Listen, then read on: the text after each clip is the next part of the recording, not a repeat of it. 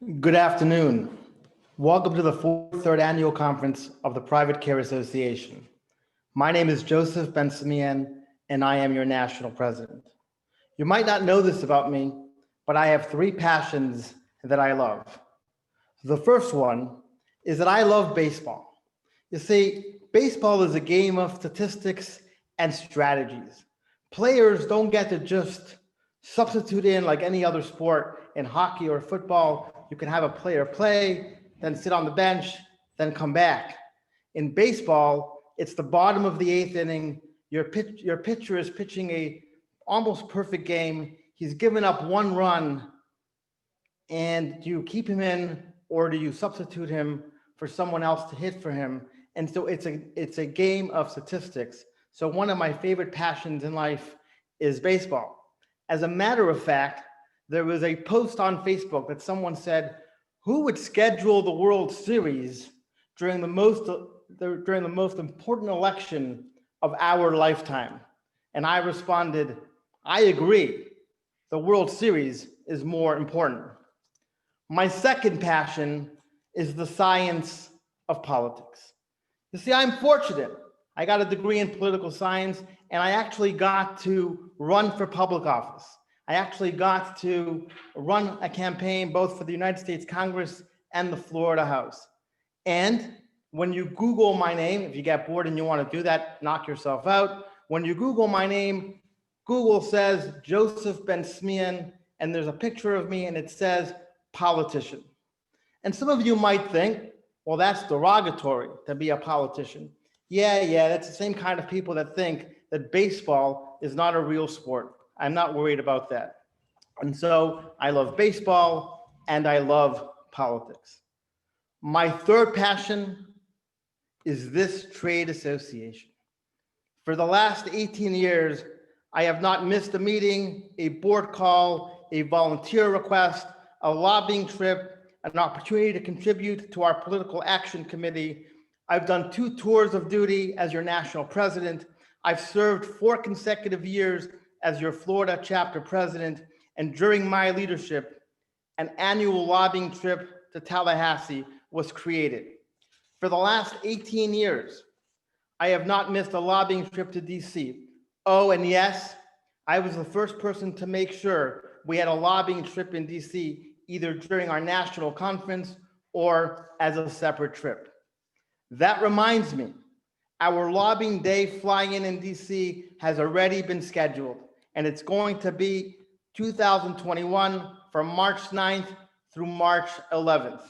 And Congressman Adrian Smith from Nebraska will be joining us for dinner the first night that we arrive. So please calendar that. Our fly-in for the Private Care Association is March 9th through the 11th, and Congressman Adrian Smith from Nebraska will be joining us for dinner that night. For some industries, 2020 will be remembered as the year of the pandemic, but not for us and not for the Private Care Association. Mr. Assistant Deputy Secretary of Labor Wolfson, I do not say this because you are our guest in Delray Beach, Florida today. In the 43 years of the existence of the Private Care Association, the Trump administration, and in particular your boss, Secretary of Labor Eugene Scalia, has been the best defender of our trade association. Let your boss know that in the city of Delray, in the county of Palm Beach, in the state of Florida, you and the Department of Labor are among friends today. 4 years ago, I was a candidate running for the Florida House. And I remember one day in particular, Tuesday, August 28th, 2016. It was 7:00 a.m. Central Time. I was boarding a United Airlines flight from Houston, Texas to Tampa, Florida. That day, I received 4 phone calls from nurse registries who called me to tell me the Department of Labor was in their office. One registry in Boynton Beach, Florida, and the other 3 registries were in the Tampa area. It was a targeted ambush called in for an 8:00 Eastern that these 4 registries would be targeted. President Trump became president of the United States, and miraculously, the targeted investigations against caregiver nurse registries came to an end. Friends, count them.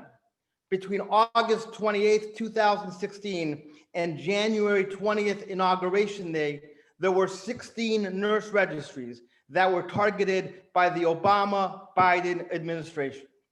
Some of you might think, JB, it's routinely. Businesses have audits. What's the big deal? A targeted investigation means that the investigator has already made up his mind or her mind that the nurse registry is breaking the law. Anybody want to guess how many PCA members lost their audits if they called either me or Russ Hora? You guessed it, the number is 0. This is the only trade association that believes that being the owner of a caregiver nurse registry is not a de facto position, meaning there are some nurse registries who belong to other trade associations and not the private care association, and they would switch to the agency model if the Department of Labor showed up at their doorstep, because they are not true believers of the model. I am here to tell you, get that nonsense out of your head. Sure, a Biden administration would not be favorable to our business model. However, make no mistake about it. We are the only voice of both caregivers and consumers who want to govern their own independence. Regardless of who wins the next federal election, the Private Care Association will never apologize for its philosophy that caregiving is between the consumer and the caregiver, not the government. If I am a payer of home care, and I've been a paraplegic for the last 10 years, I don't expect, nor do I want, a 25-year-old director of nursing who's a nurse tell me from the ABC Home Care Agency that I know the best care plan or the best textbook answer as how to care for me, the individual who's either disabled or elderly. No one knows our business model better than us. We will not retrieve, we will not convert, and we will not apologize for this business model. In 1972, the Supreme Court ruled with a 7-2 decision, known as Roe v. Wade. In 1974, Congress passed the Companionship Services Exemption under the Fair Labor Standards Act. Anybody want to guess what happened in 2007? In 2007, that same Supreme Court ruled a 9-0 decision that the Companionship Services Exemption was good law and it was created for third-party payers.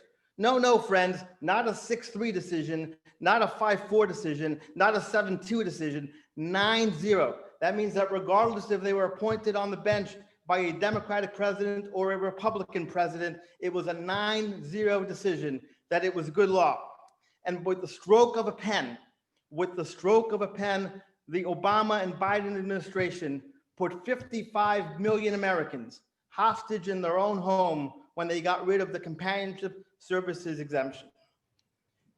On February 13th, 2013, 2 Democratic members of Congress came with me to the Office of Budget and Management, Congressman Ted Deutsch of Boca Raton and Congressman Jim Langevin of Rhode Island. And the Office of Budget and Management was in awe, and other trade associations were in awe that 2 sitting members of Congress would show up with the Private Care Association to plead their case.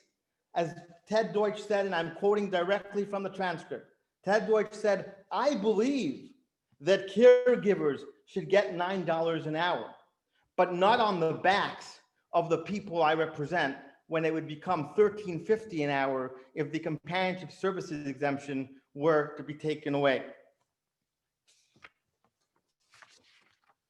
On August 29th, 2014, on behalf of the Private Care Association, I was sent to meet with President Obama. And on behalf of the Private Care Association, I told him, "Mr. President, you are wrong. Your numbers don't add up. Caregivers are not going to make more money, and there's no way that people are going to be able to afford home care. The companionship services exemption, the way it is now, allows a fair playing field for everyone to receive home care. Let me put it to you this way.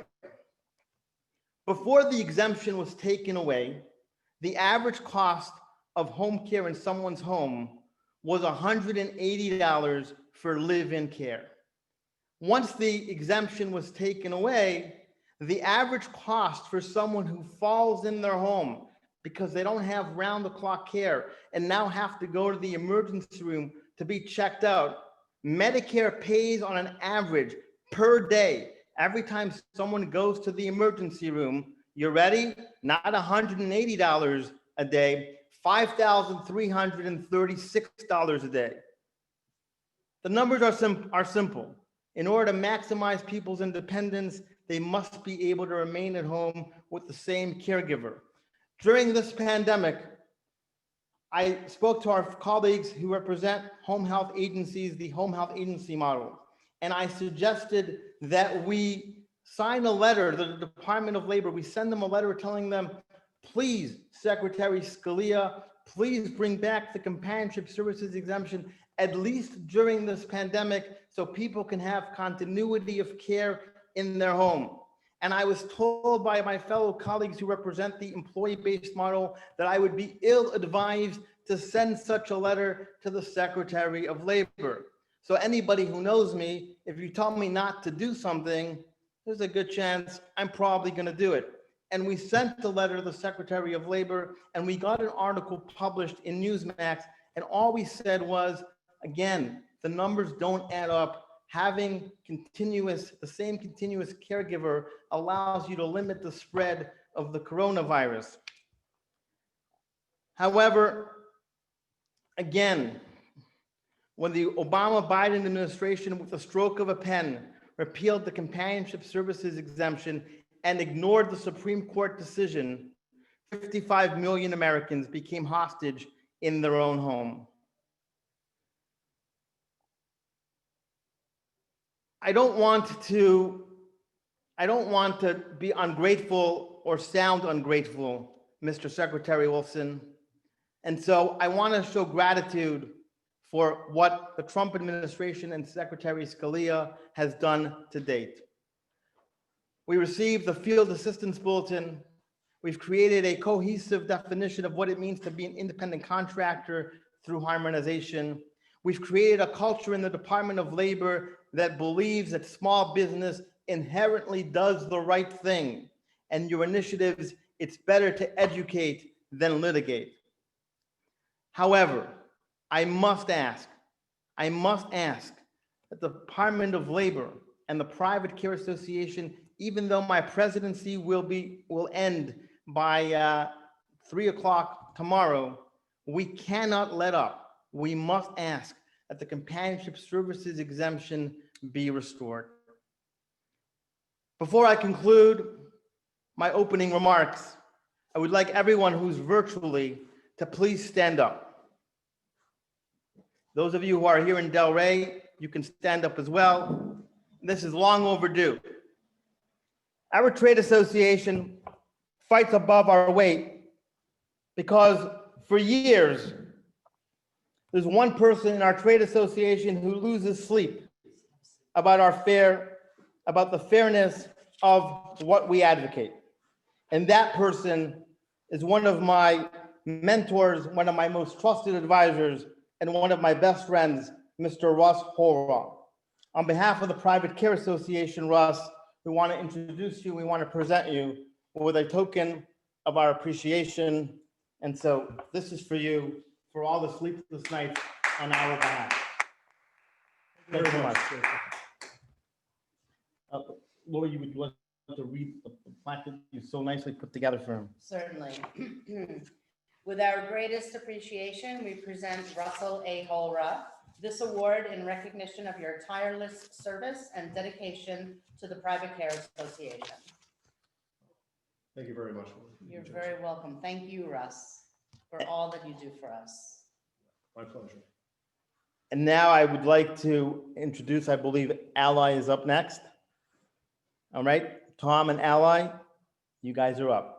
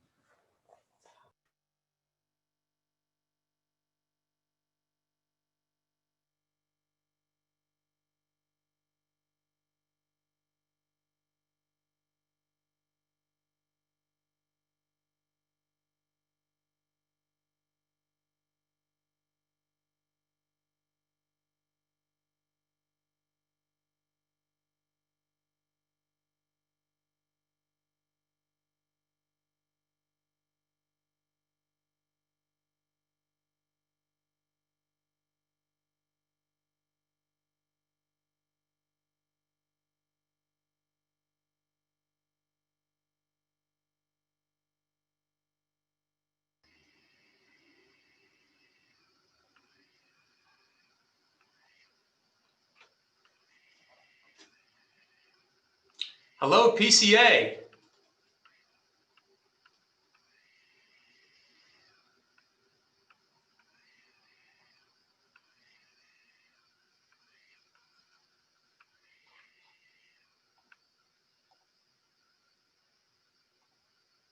Hello, hello.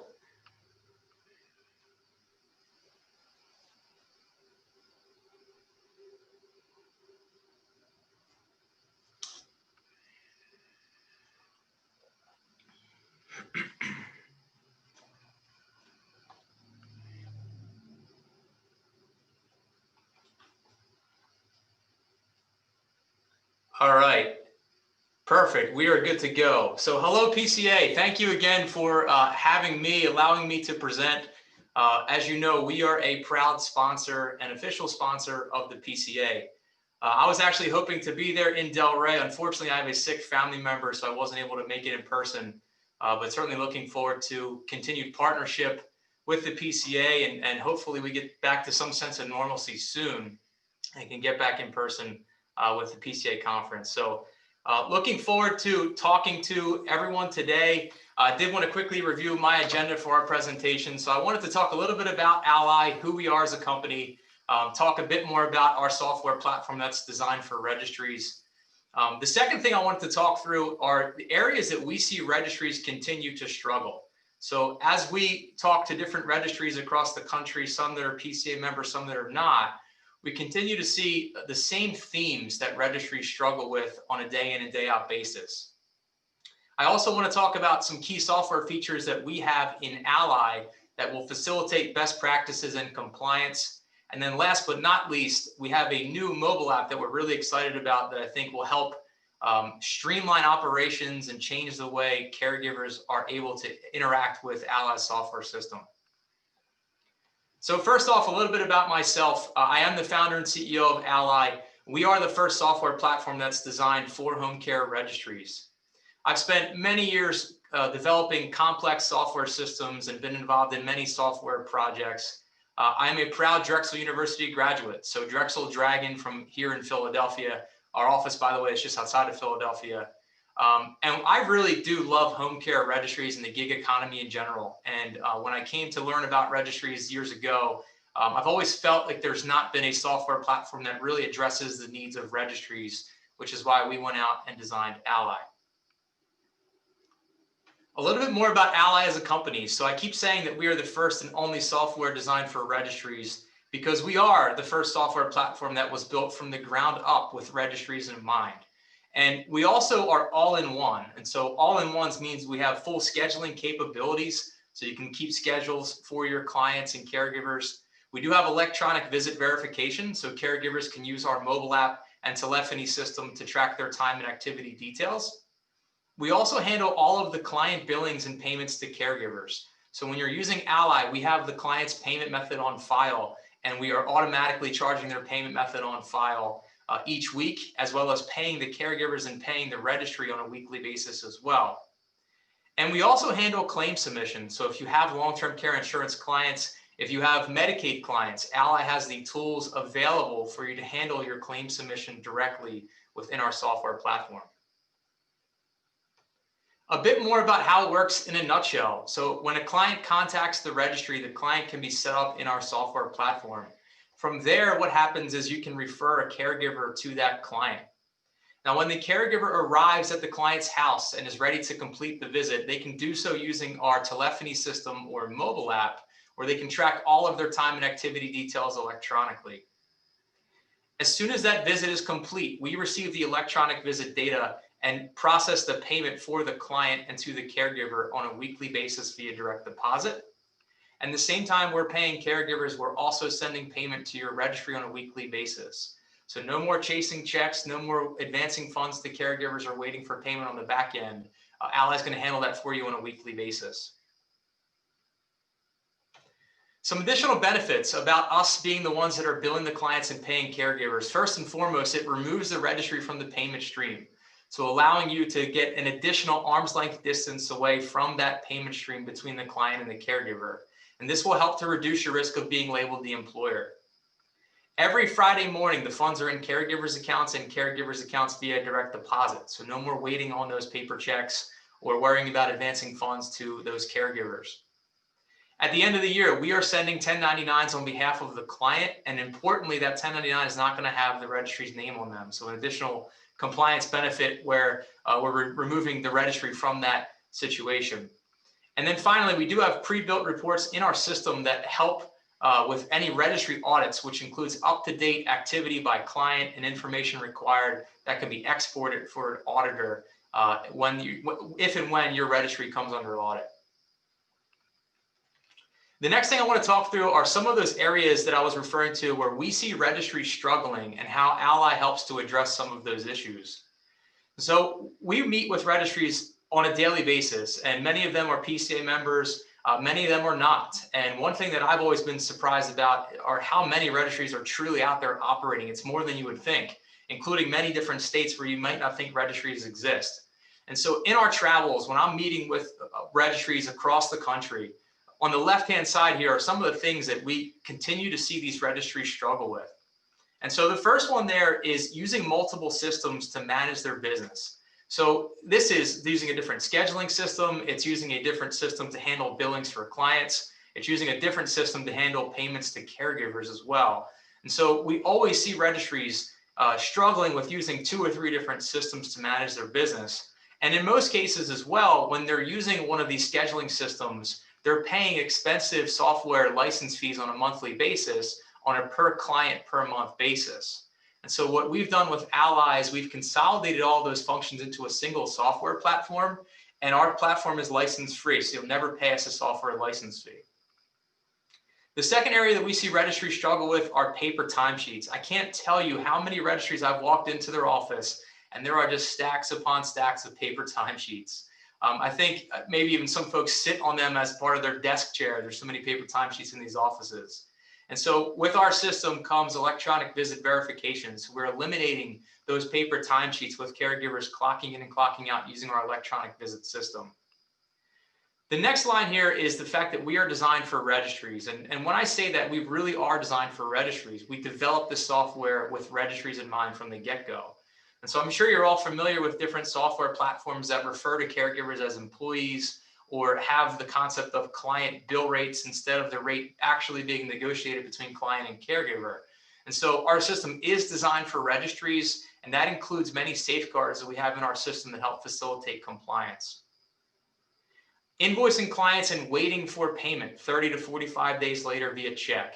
So one of the big benefits of using Ally is that we are billing that client on a weekly basis, and we're paying caregivers and your registry on a weekly basis as well. And so there's no more advancing funds to caregivers while waiting for that paper check. We're going to charge that client's payment method on a weekly basis and remit those funds as well on a weekly basis.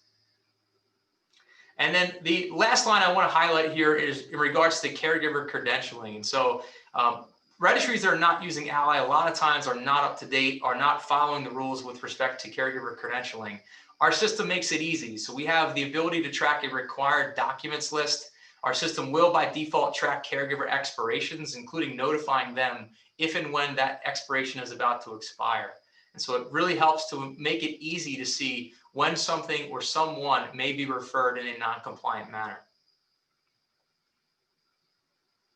The next thing I want to do is highlight some of the software features that we have in our system that particularly benefit registries specifically as it relates to best practices and compliance. So the first area is with respect to administrative credentialing. So electronic caregiver onboardings. Caregivers can be onboarded fully electronic using our system. There's no need to have that caregiver have to come into the office and sign up via paper and then scan and upload that document later. All of the required documents can be done through our caregiver onboarding process. And this includes a new feature that we have, which is required documents and tracking which documents are required for a caregiver and seeing where that caregiver is along that setup process to see who's missing what, so we can focus on that and get those caregivers in a compliant manner. The second bullet point highlights the caregiver's ability to execute the registry contract electronically. So defining the relationship between caregiver and registry and uploading that document to our system to keep track that, yes, in fact, we have that document and it's completed. We do have a full document management capability in our software. So you can upload and manage any number, any type of document on behalf of clients and caregivers in our system. And this also ties into that required documents functionality that I was referring to, where you can specify what each document is to ensure that, yes, in fact, their setup is complete and fully compliant. And then finally on this slide here, we handle all of the financial transactions. So again, removing the registry from the payment stream, Ally is the one billing the clients and paying the caregivers, which helps remove you from that payment stream entirely. A little bit more about independent contractor screening and credentialing. So again, those required documents, seeing a list of every document that's required for both clients and caregivers, including a progress bar that will show you their progress along that setup process. So where are they? What caregivers are stuck missing X, Y, and Z documents? Our system will help you with that to make sure you have that information at your fingertips. Caregiver expirations is a big part of our system. So you're able to set default expirations for every caregiver in the system, and you can set the expiration date and any notes attached to that expiration. And what Ally will do is we have notifications built into our system that will send caregivers an email, a text message, including the ability to generate deficiency letters that you can send to caregivers ahead of time. But the best part about that is that's coming from Ally, not from you, the registry. So when that caregiver receives the text message or receives that email notification, they're seeing that coming directly from Ally. With our electronic visit system, we do have the ability to track all of the work history electronically, and that's reportable and can be exported from our system at any time for an audit. And then the last bullet point here refers to our ability on our new mobile app where caregivers can upload documents directly themselves. And so this makes it easier than ever, where when a caregiver receives a notification from Ally that an expiration has occurred, they can click that upload documents function and directly upload that document to their profile to satisfy that requirement. Information management. So our system is fully encrypted both in transit and at rest. We are HIPAA compliant and our data is fully accessible 24/7.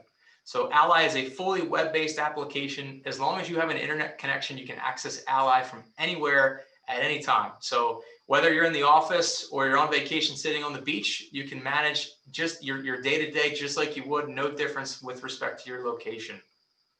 And we always require a login to Ally. So we take security very seriously. You have to log into Ally, and including our password complexity requirements to ensure that no one's going to get unwanted access to your data. A little bit more on registry best practices. So with using Ally, remember that the registry is never paying the caregiver directly. So we are billing the client as Ally on Tuesday of each week. Those funds are then sent to yourself as the registry for your referral fee and to the caregivers on Friday morning via direct deposit. Another big thing about our system is clients have the ability to confirm their billing details are accurate each week. So clients are responsible and can be responsible and have full visibility into the care details prior to actually getting billed. And so what that means and what happens in reality there is every Monday, clients will get an email detailing their pending visits that are pending billing on their account. And from directly within that email, clients can press the confirm button, which will queue those visits up to be billed to that client. And so the client has the ability to have the oversight and know what they're going to get billed prior to that billing occurring. Caregivers can also accept or decline visits on our app. So again, reinforcing that independent contractor model, caregivers, if they have a visit for which they can no longer attend, as long as it's more than 24 hours advance notice, they can decline that visit. And that helps to prove their independent contractor status. And then at the same time, any open visits in our system, caregivers can volunteer for and request that they fill that visit. And finally, we have safeguards that are built into our system. So whether it's the required documentation to make sure you're referring caregivers in a compliant manner, whether it's getting the required documentation when deactivating a client or a caregiver, we've taken the time to build safeguards into our system to help make compliance easy for you. We want to allow you as the registry owner to focus on sales, marketing, and growing your business. You shouldn't be stuck worrying about the day-to-day stuff when software can handle that for you. I want to highlight a few of our features here that help facilitate compliance and best practices. So this is actually a screenshot from our system. I was talking about how caregivers have the ability to see and volunteer for open visits. This is an example of how that works. So in our schedule, if that visit is marked as open, caregivers can see and volunteer for that visit. Now we do have some settings there where you can specify if all caregivers can see it or just caregivers that have worked for that client previously. But either way, it allows caregivers to volunteer and request those visits. And so if you're a registry that today is constantly text messaging or calling caregivers to see if they're available for a visit, this, for the first time ever, allows it to be self-service for caregivers where they can log in and request that visit. So it should help ease that administrative burden on your team. And then at the bottom of this page here, I want to highlight that rates in our system are specific to each client and caregiver combination. And so this is also a big differentiator when comparing us to some of the agency software platforms that are out there. In Ally, the rate is specific to the client and caregiver combination. So that means that Sally, the caregiver, can have an entirely different rate than Tom, the caregiver, when working for Mrs. Jones. So our system fully supports that flexibility for the client caregiver rate combination. In addition to caregivers seeing and volunteering for open shifts, caregivers in Ally can manage their own availability.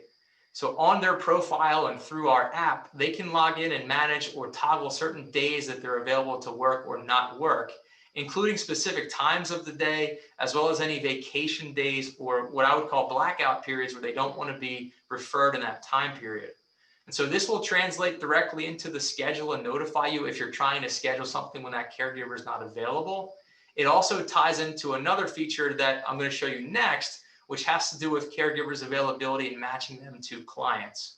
And so availability in our system is important. Caregivers can manage that, and this helps to reinforce the independent contractor model. The next feature is in our system what's called Care Match. So we have this functionality and quite frankly, this awesome feature set called Care Match, which allows you to match caregivers with clients. So in Care Match, you can search for the client who's looking for care. You can search for the days and times they're looking for care, which days of the week from an ongoing availability perspective. You can search for caregivers within a specific distance radius, within an office location radius, as well as additional search criteria such as skills or ADLs that caregiver can perform. And when you click search, our system has the ability to display all of the caregivers that match the criteria that you were searching for, including their name, email address, distance from the client. That map link you see on the right-hand side, that second to last column, will actually give you turn-by-turn directions from the caregiver's address to the client's address. And then we'll also display a matching score. So it's an algorithm we have built into our software that will tell you what percentage we believe they match. And if you click on it, like you can see here, we'll show you the attributes that matched and did not match to make up that score. And then on the left-hand side, that teal and red colored button there, that allows you to easily send a text message to caregivers that were displayed in your search results. So you can offer that shift or offer that new client to those caregivers, and you can send text messages and receive text messages directly in our system to help you with coordinating those matching efforts. And so the last thing I want to highlight is our brand new mobile app. So this actually came live a couple of weeks ago, and we are still in the process of rolling it out to our customers, but I want to show you some of the features and functionality and why we're so excited about it. So the first is our interface for caregivers. So this is some screenshots here of our new mobile app. And so caregivers now are empowered more than ever. So they can see their entire schedule. They can see a monthly schedule, a weekly schedule, a daily schedule, and even look ahead to certain days within that time period to see their schedule. And you can see we've designed this to have the freshest, most up-to-date user interface possible. And we've also designed it so that you can't miss the clock in and clock out buttons. It's front and center on every screen in Ally. It makes it really easy for caregivers to use. And caregivers, just like they can on our app today, they can volunteer for any open shifts and request that, or they can say they're not interested.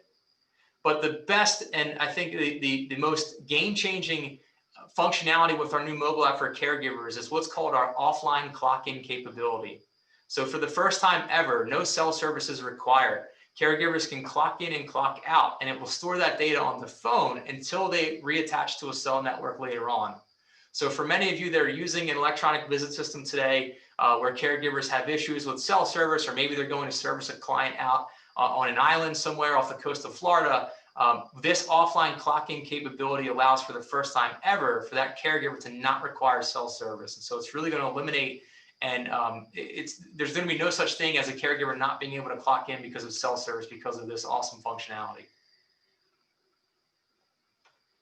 The second interface is for clients. So clients for the first time now can log into our mobile app as well. And on the mobile app, the clients can see any unconfirmed visits that have not yet been billed, and they can confirm or make any tweaks to that visit. And they can also see their full payment detail and schedule details as well.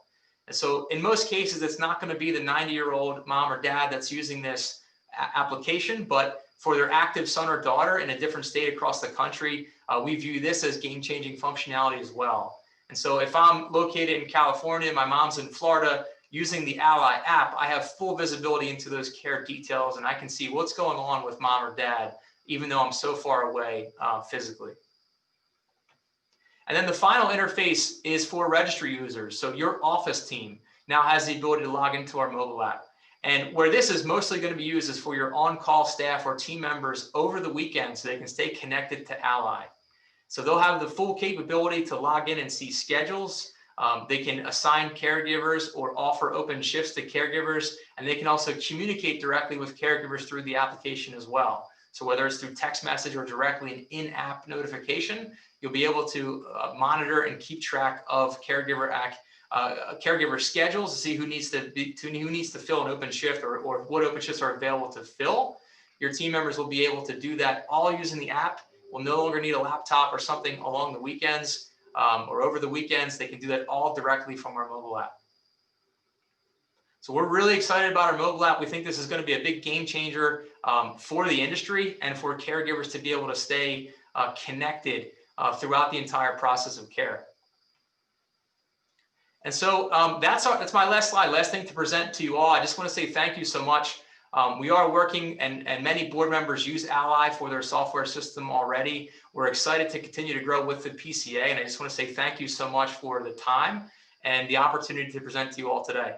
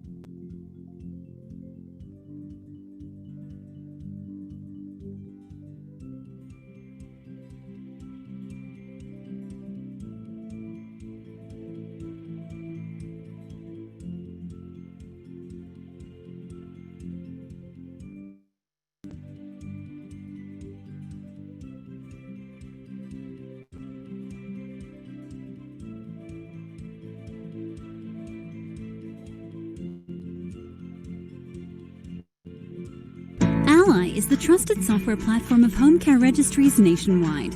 Our all-in-one software platform streamlines the operations of your registry while facilitating compliance. Ally allows you to focus on sales, marketing, and growing your registry. Clocking in and out has never been easier with our new mobile app. No cell phone service? No problem. Caregivers can now clock in with no cell phone service using our new offline mode, eliminating any issues clocking in and out. Focus on sales and growing your registry while Ally does the rest. Contact us for a demo to see why registries across the country choose Ally, the first and only software designed for registries. Hello, my name is Amy Natt. I am the past president of PCA National, and I also serve as the chair of our Political Action Committee. I would like to take a few moments of your time today to talk to you about the National PAC, why it's so important, and how you can help provide support. One of the biggest membership benefits of PCA is that we are diligently working behind the scenes on your behalf to monitor ongoing legislative activity for any potential threats to our business model.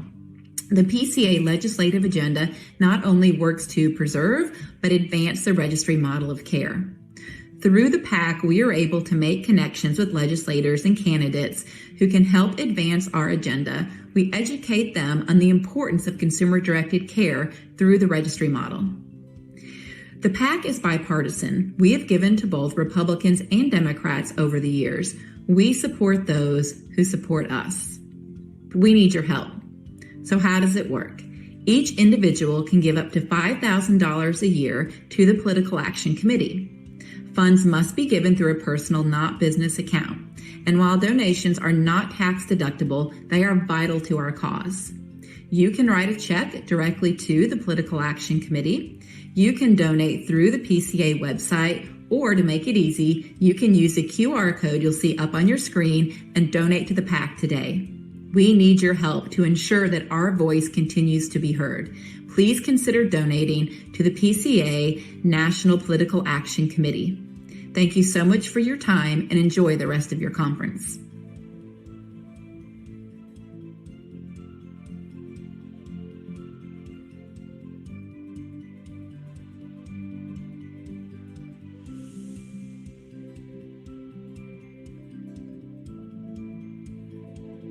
You rely on independent contractors to make your business go. But managing an independent workforce is complicated. For HR, operations, compliance, accounting, for everyone. Multiple systems, manual processes, and lots of paperwork slow business down. And it's easy for things to fall through the cracks. On top of all that, you've got to worry about what happens when you face a major audit or lawsuit. But it doesn't have to be that way. OpenForce can help. OpenForce is an end-to-end independent contractor management platform that takes all of this and streamlines it so you can recruit, onboard, pay, and retain your independent contractors on one platform efficiently and compliantly. To start, OpenForce simplifies recruiting with tools that help you find the right contractors. And when you're ready to onboard them, we automate the hard stuff. We even track qualification expirations so contractors can update them on the go. OpenForce takes care of everything related to contractor payments. And your contractors get tons of perks to keep them happy long term. The best part? You'll sleep better at night because every part of OpenForce is designed to reduce your risks. We'll even help you get the right mix of insurance and make sure your contractor's coverage is always active. And with our API, you can bring all your critical independent contractor data into one place. The thing is, OpenForce is more than a platform. It's a whole team ready to give you and your contractors practical guidance at every step. So you can spend less time on busy work and worrying about compliance and more time growing the business. Ready for a modern way to manage your independent contractors? Get started with OpenForce.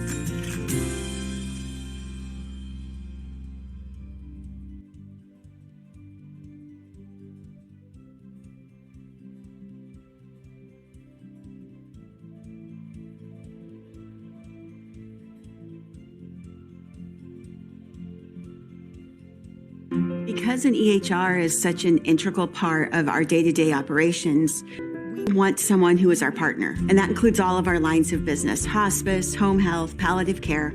We need someone who's there for us, and can grow along with us. And that's really what they've done. We have an incredible team that's super excited, that are mission focused, mission driven, and want to make a big difference. And we're all aligned in our strategy and in our execution. Our implementation team consists of project managers, clinical consultants, financial consultants, and optimization consultants. Our optimization consultants work with our customers in a collaborative effort to make sure that they're getting the most out of the application, their processes, and their people. They work smarter, not harder, which is exactly what we want in our operations. Two very critical pieces in our selection of our EMR was our clinician satisfaction and with our interoperability. And I am very pleased to say both were met and they exceeded our expectations. Being able to have lots of information at my fingertips is very important in my day-to-day work. And I get that. We have analytics, reports, so I know what is going on in real time with all of the different lines of business that we have. And that's very important when we're making decisions. We're part of a health system who has been very successful as an ACO or a population health. And critical to that piece of the continuum is that our EMRs speak to each other. And our previous EMR, we could not. Interoperability is a huge advantage when it comes to the business that we do.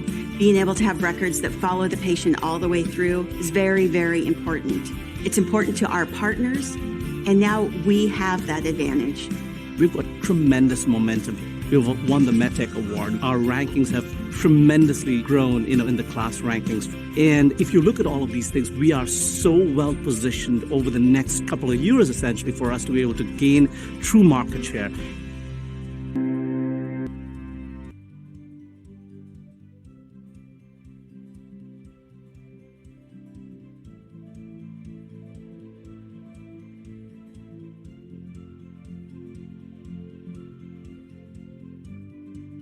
Hi, Florida PCA members. My name is Phil DiBiase, and I work with Advocate In-Home Care. Thank you for making me this year's chairman of the Florida Political Action Committee. It's a new PAC that we started this year.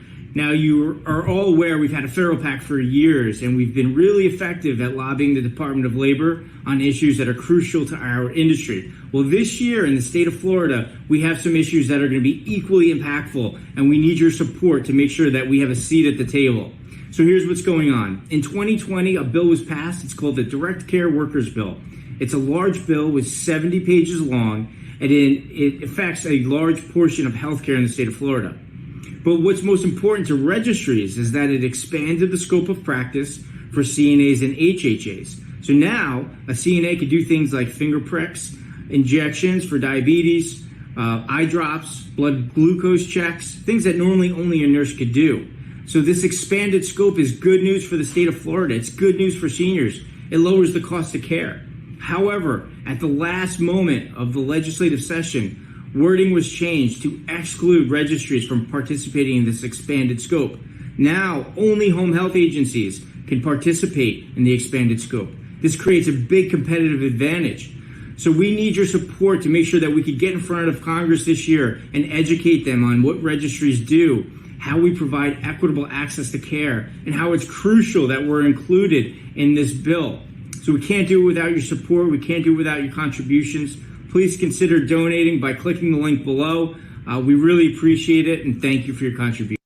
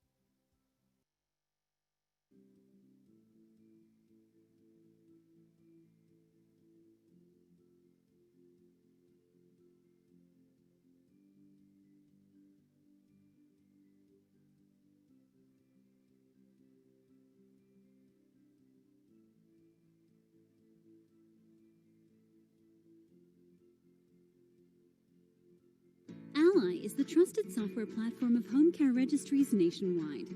Our all-in-one software platform streamlines the operations of your registry while facilitating compliance. Ally allows you to focus on sales, marketing, and growing your registry. Clocking in and out has never been easier with our new mobile app. No cell phone service? No problem. Caregivers can now clock in with no cell phone service using our new offline mode, eliminating any issues clocking in and out. Focus on sales and growing your registry while Ally does the rest. Contact us for a demo to see why registries across the country choose Ally, the first and only software designed for registries. Hello, my name is Amy Natt. I am the past president of PCA National, and I also serve as the chair of our Political Action Committee. I would like to take a few moments of your time today to talk to you about the National PAC, why it's so important, and how you can help provide support. One of the biggest membership is that we are diligently working behind the scenes on your behalf to monitor ongoing legislative activity for any potential threats to our business model. The PCA legislative agenda not only works to preserve, but advance the registry model of care. Through the PAC, we are able to make connections with legislators and candidates who can help advance our agenda. We educate them on the importance of consumer-directed care through the registry model. The PAC is bipartisan. We have given to both Republicans and Democrats over the years. We support those who support us. We need your help. So how does it work? Each individual can give up to $5,000 a year to the Political Action Committee. Funds must be given through a personal, not business account. And while donations are not tax deductible, they are vital to our cause. You can write a check directly to the Political Action Committee. You can donate through the PCA website, or to make it easy, you can use the QR code you'll see up on your screen and donate to the PAC today. We need your help to ensure that our voice continues to be heard. Please consider donating to the PCA National Political Action Committee. Thank you so much for your time and enjoy the rest of your conference.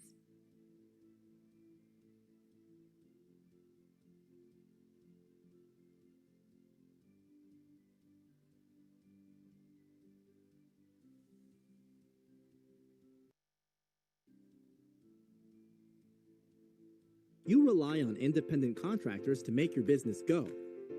But managing an independent workforce is complicated for HR, operations, compliance, accounting, for everyone. Multiple systems, manual processes, and lots of paperwork slow business down, and it's easy for things to fall through the cracks. On top of all that, you've got to worry about what happens when you face a major audit or lawsuit. But it doesn't have to be that way. OpenForce can help. OpenForce is an end-to-end independent contractor management platform that takes all of this and streamlines it so you can recruit, onboard, pay, and retain your independent contractors on one platform efficiently and compliantly. To start, OpenForce simplifies recruiting with tools that help you find the right contractors. And when you're ready to onboard them, we automate the hard stuff. We even track qualification expirations so contractors can update them on the go. OpenForce takes care of everything related to contractor payments. And your contractors get tons of perks to keep them happy long term. The best part? You'll sleep better at night because every part of OpenForce is designed to reduce your risks. We'll even help you get the right mix of insurance and make sure your contractor's coverage is always active. And with our API, you can bring all your critical independent contractor data into one place. The thing is, OpenForce is more than a platform. It's a whole team ready to give you and your contractors practical guidance at every step. So you can spend less time on busy work and worrying about compliance and more time growing the business. Ready for a modern way to manage your independent contractors? Get started with OpenForce.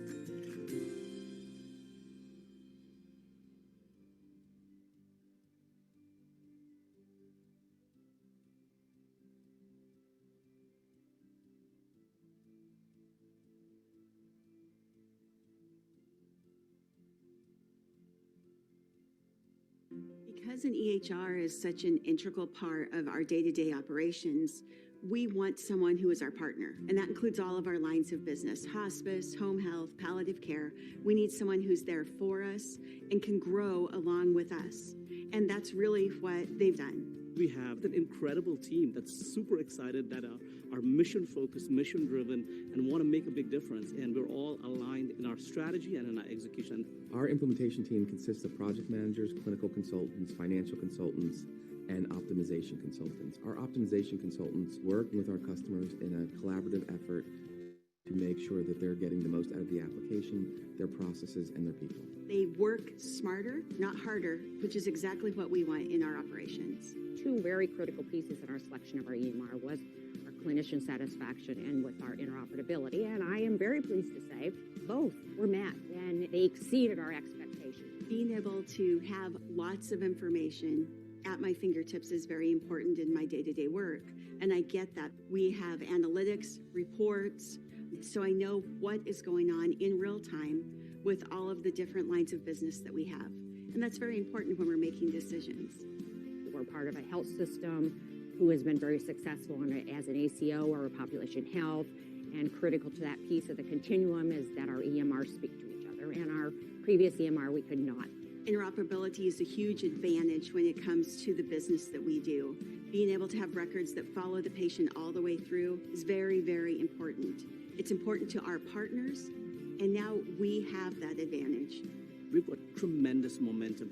We've won the MedTech Award. Our rankings have tremendously grown, in the class rankings. And if you look at all of these things, we are so well positioned over the next couple of years, essentially, for us to be able to gain true market share.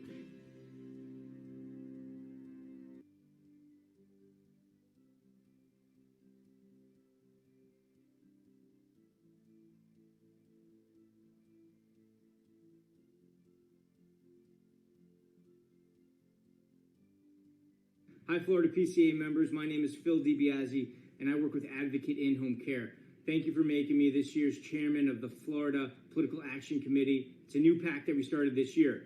Now, you are all aware we've had a federal PAC for years, and we've been really effective at lobbying the Department of Labor on issues that are crucial to our industry. Well, this year in the state of Florida, we have some issues that are going to be equally impactful, and we need your support to make sure that we have a seat at the table.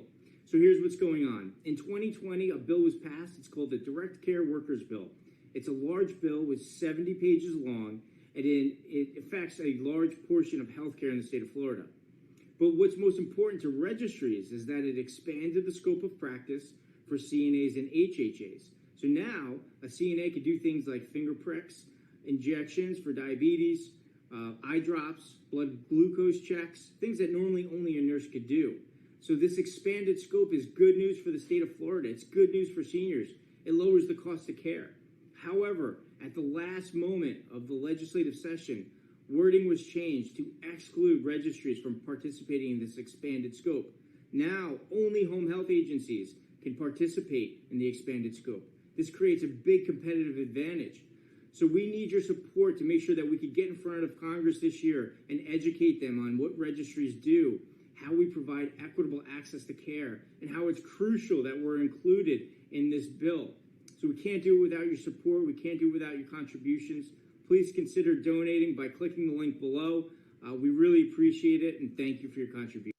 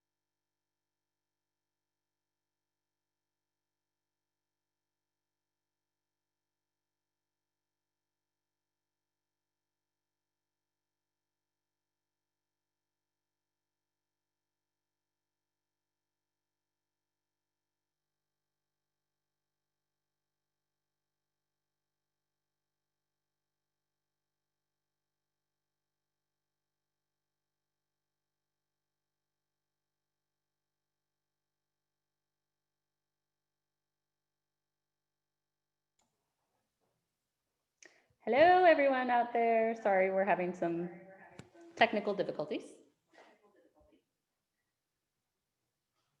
But I think we got it figured out for you. So next up is Mr. Glenn Krasny. He is going to talk to us about creative innovation,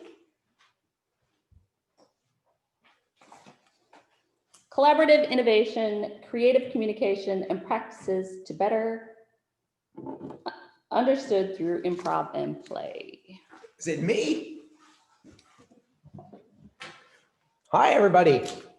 My name is Glenn Krasny, and people do call me Kraz. And I appreciate you very much for letting me come here today to speak with you. So let's play games together. What I'd like to do, first of all, is have you guys say, no matter where you are, because we're going to create what they call the willful suspension of disbelief. In other words, that means we're going to just use our imaginations and play together. This is going to help us to understand each other a little bit better today. So if you don't mind, just say, hi, Kraz. That's pretty good. Some of you didn't do it. Some of you did. Hi, Kraz. All right.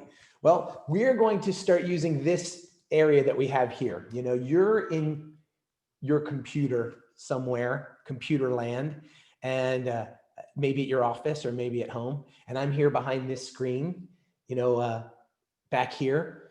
But what we want to do is collaborate together, work together. There's two ways to think, really. There's collaboratively, when you work with other people, and meditatively, when you work with within your own head. So we're going to practice those today. So we're going to suspend disbelief, and I want to know, did you guys say hi? If I asked you to play a game like where you say 1, 2, 3, 4, 5, 1, 2, 3, 4, 5, 1, 2, 3, 4, 5, and count down, would you do it? That's the question. Good. Somebody said yes, they would. And some people would say, no, I don't want to play. I'm busy, or I'm distracted, or I'm not focused. So let me start by giving you a little ice-breaking quote. Mark Twain is credited as saying, "It ain't what you don't know that gets you in trouble. It's what you know for sure that just ain't so."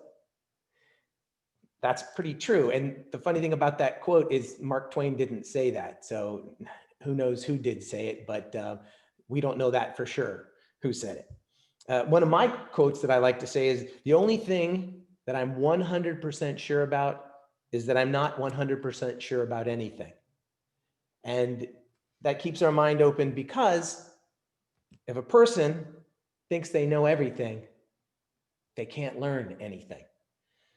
So we're going to use all that. In today's society, we have to keep an open mind. How many people out there think they have an open mind? Probably most people think that they have an open mind, but boy, they don't think anybody else in the world might have an open mind. And that's what we're going to talk about too. Collaborating with each other and learning about each other's reality. In today's society, with societal technology built to keep you in fear and to keep you, like social media and politics and an actual pandemic, which might have you be in fear, and other divisive and separating elements, the skills of collaborative communication and collaboration and compassionate communication have never been more important than they are right now. So let's talk about them. So what I believe is that most people everybody's a little psychotic. And what that means, not to take away from the people that are clinically psychotic, but people who are, it's nobody's fault. It's the way we make up our reality. It's the way we create reality. Everybody creates their own reality. They use experience, past pain, what they've been taught. And what they do is they end up creating a reality. I call it a reality bubble almost. It's a shell around them. And people identify with that. And the problem is that everybody's reality can't be the correct reality. Everybody wants to think that it is, but if your reality is the only correct reality, then how can you get along with people? Well, there's an overlap of reality. And so today we're going to work on whether you have a flexible reality or you have a fixed reality. And how much of the time are you in a fixed reality, and how much of the time are you able to be flexible? So let's talk about that again. Reality is created by thought. First of all, reality just is what it is. Things are what they are. What the human brain needs to do, and quite quickly it does that, and quite skillfully, the human brain decides to put things in some kind of order, some kind of, it seems like this, it seems like that. They put, your mind opens a file and puts those ideas in a file. And those ideas become your reality. And then anything new that comes in sticks to your fixed beliefs or your fixed realities, because a belief is just a thought that you think all the time. So if a new thought comes in that doesn't necessarily jive with you, what that you have then is what they call cognitive dissonance. It's something that vibes against what you believe. And it goes through your shell of reality, and I call it, it goes through a reality distortion field. It goes through this imaginary field that wants to stick to your reality. So a new thing comes in and you verify reality. You either believe it and it makes it part of something that you already believe is true, or you disagree with it and it becomes wrong, judged right or wrong. So the reality distortion field and the cognitive dissonance, it has to do with your confirmation bias. So what you believe is real, anything new that happens that comes in, if you believe it, you've confirmed it. That's the truth. I go along with it. It becomes part of my reality. Anytime that's challenged, it's challenging your ego. The ego is basically what you think is how you identify with your beliefs, your structure of what your reality is, and how the pillars of your reality are held up by these ideas that come in, and that supports that. Now, anything that comes in to your reality or another person's reality that challenges that, it shakes the foundations of their identity. It challenges them, and people turn into fight or flight a lot of times, or freeze, because their actual identity is being challenged, and that's very frightening for a lot of people.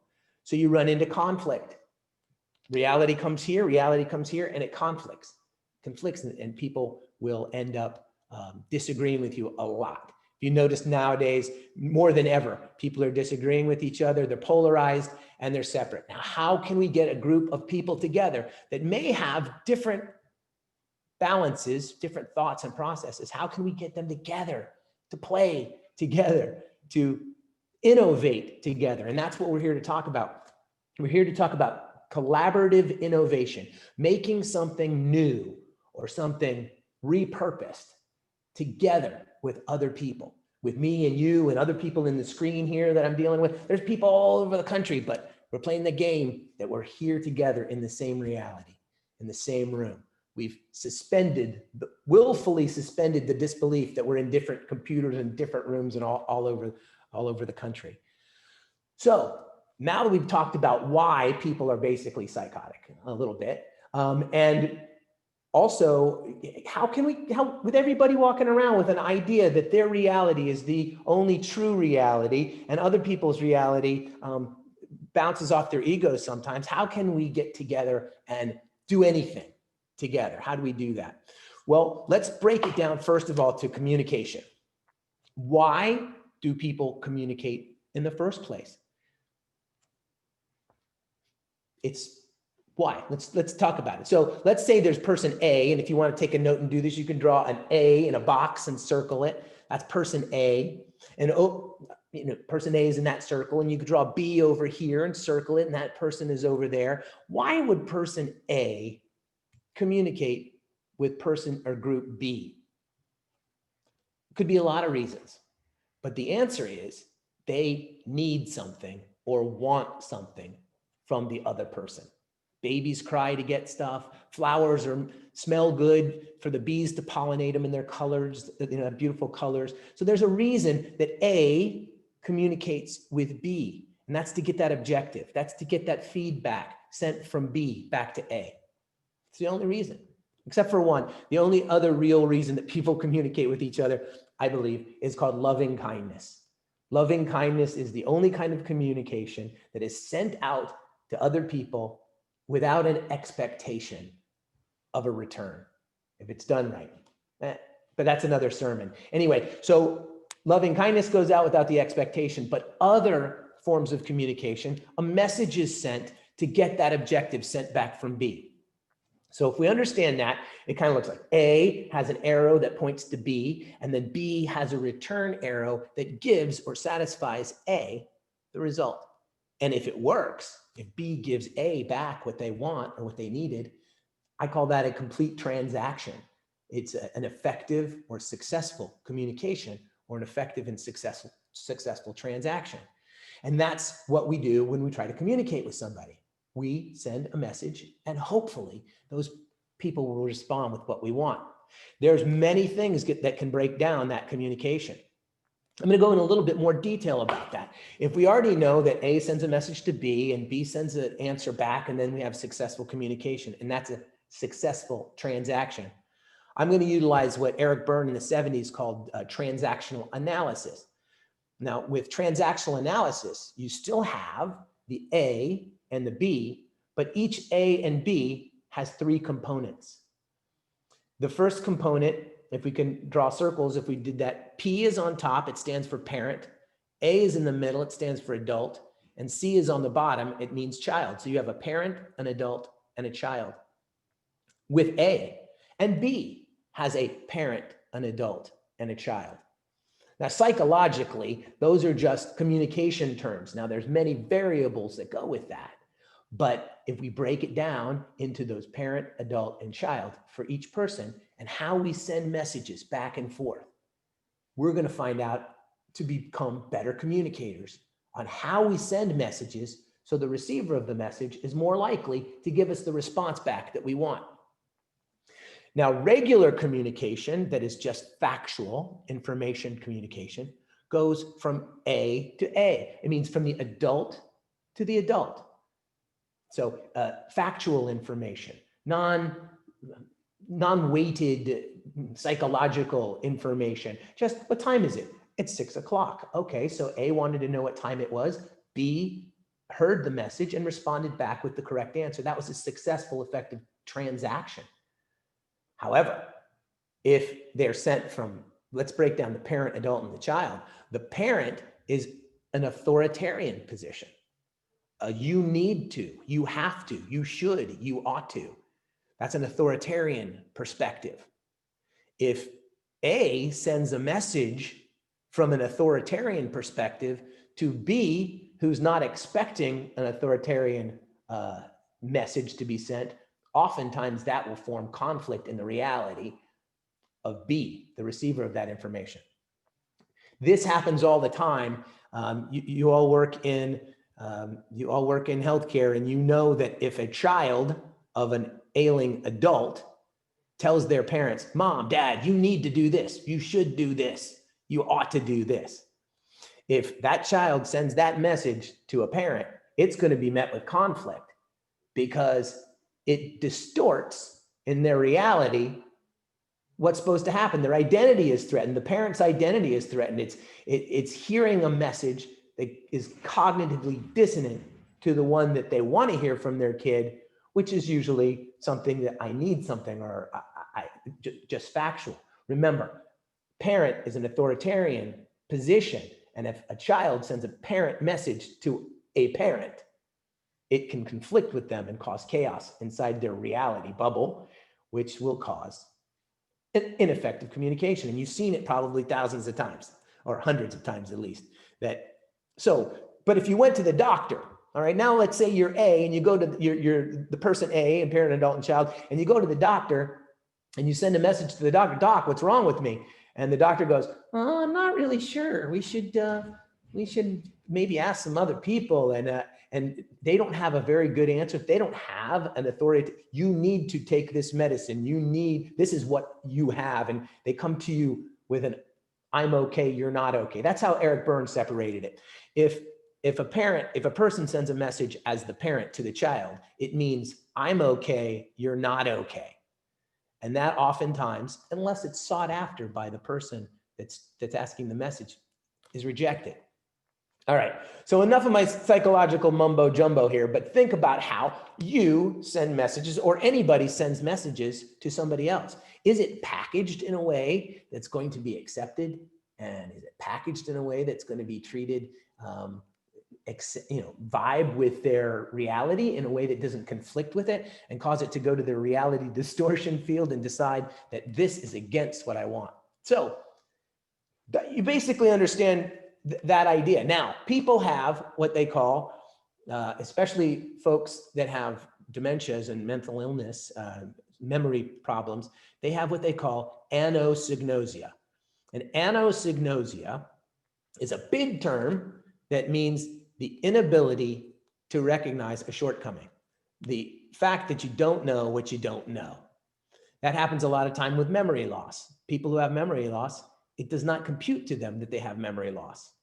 They won't admit to it. People with schizophrenia don't admit to schizophrenia because the reality is they're not schizophrenic. It's not denial as the same thing as anosognosia is the inability to recognize that something is happening. So anosognosia, most of us walk around with a form of anosognosia. We just don't know what we don't know. You don't know what you don't know until you know that you don't know it, right? And it's not in our reality field. So that's another idea that we want to play in. What is our shortcomings? Where can we analyze ourselves to realize what don't we not know? So we're going to talk about how to do that through the power of play. Now, play, I come from an improvisation background. I love to do improv and I teach improv and we play improv games. And through the power of play, through the power of doing things in games, you can practice your muscle memory in a safe environment so you don't feel as vulnerable where people might affront your reality in a way that it's going to cause you to put up the wall. So if you're willing to play a game where you're outside of your comfort zone and you're outside of your vulnerability zone and you trust the people you're with, then you can play a game which can challenge you in a way that you wouldn't get to do if you were serious about it, if it's work related.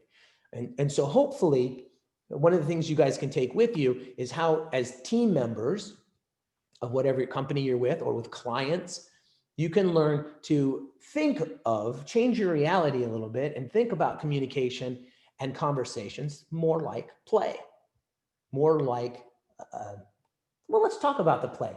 So in improv, there are what I call practices of improv or principles of improvisation.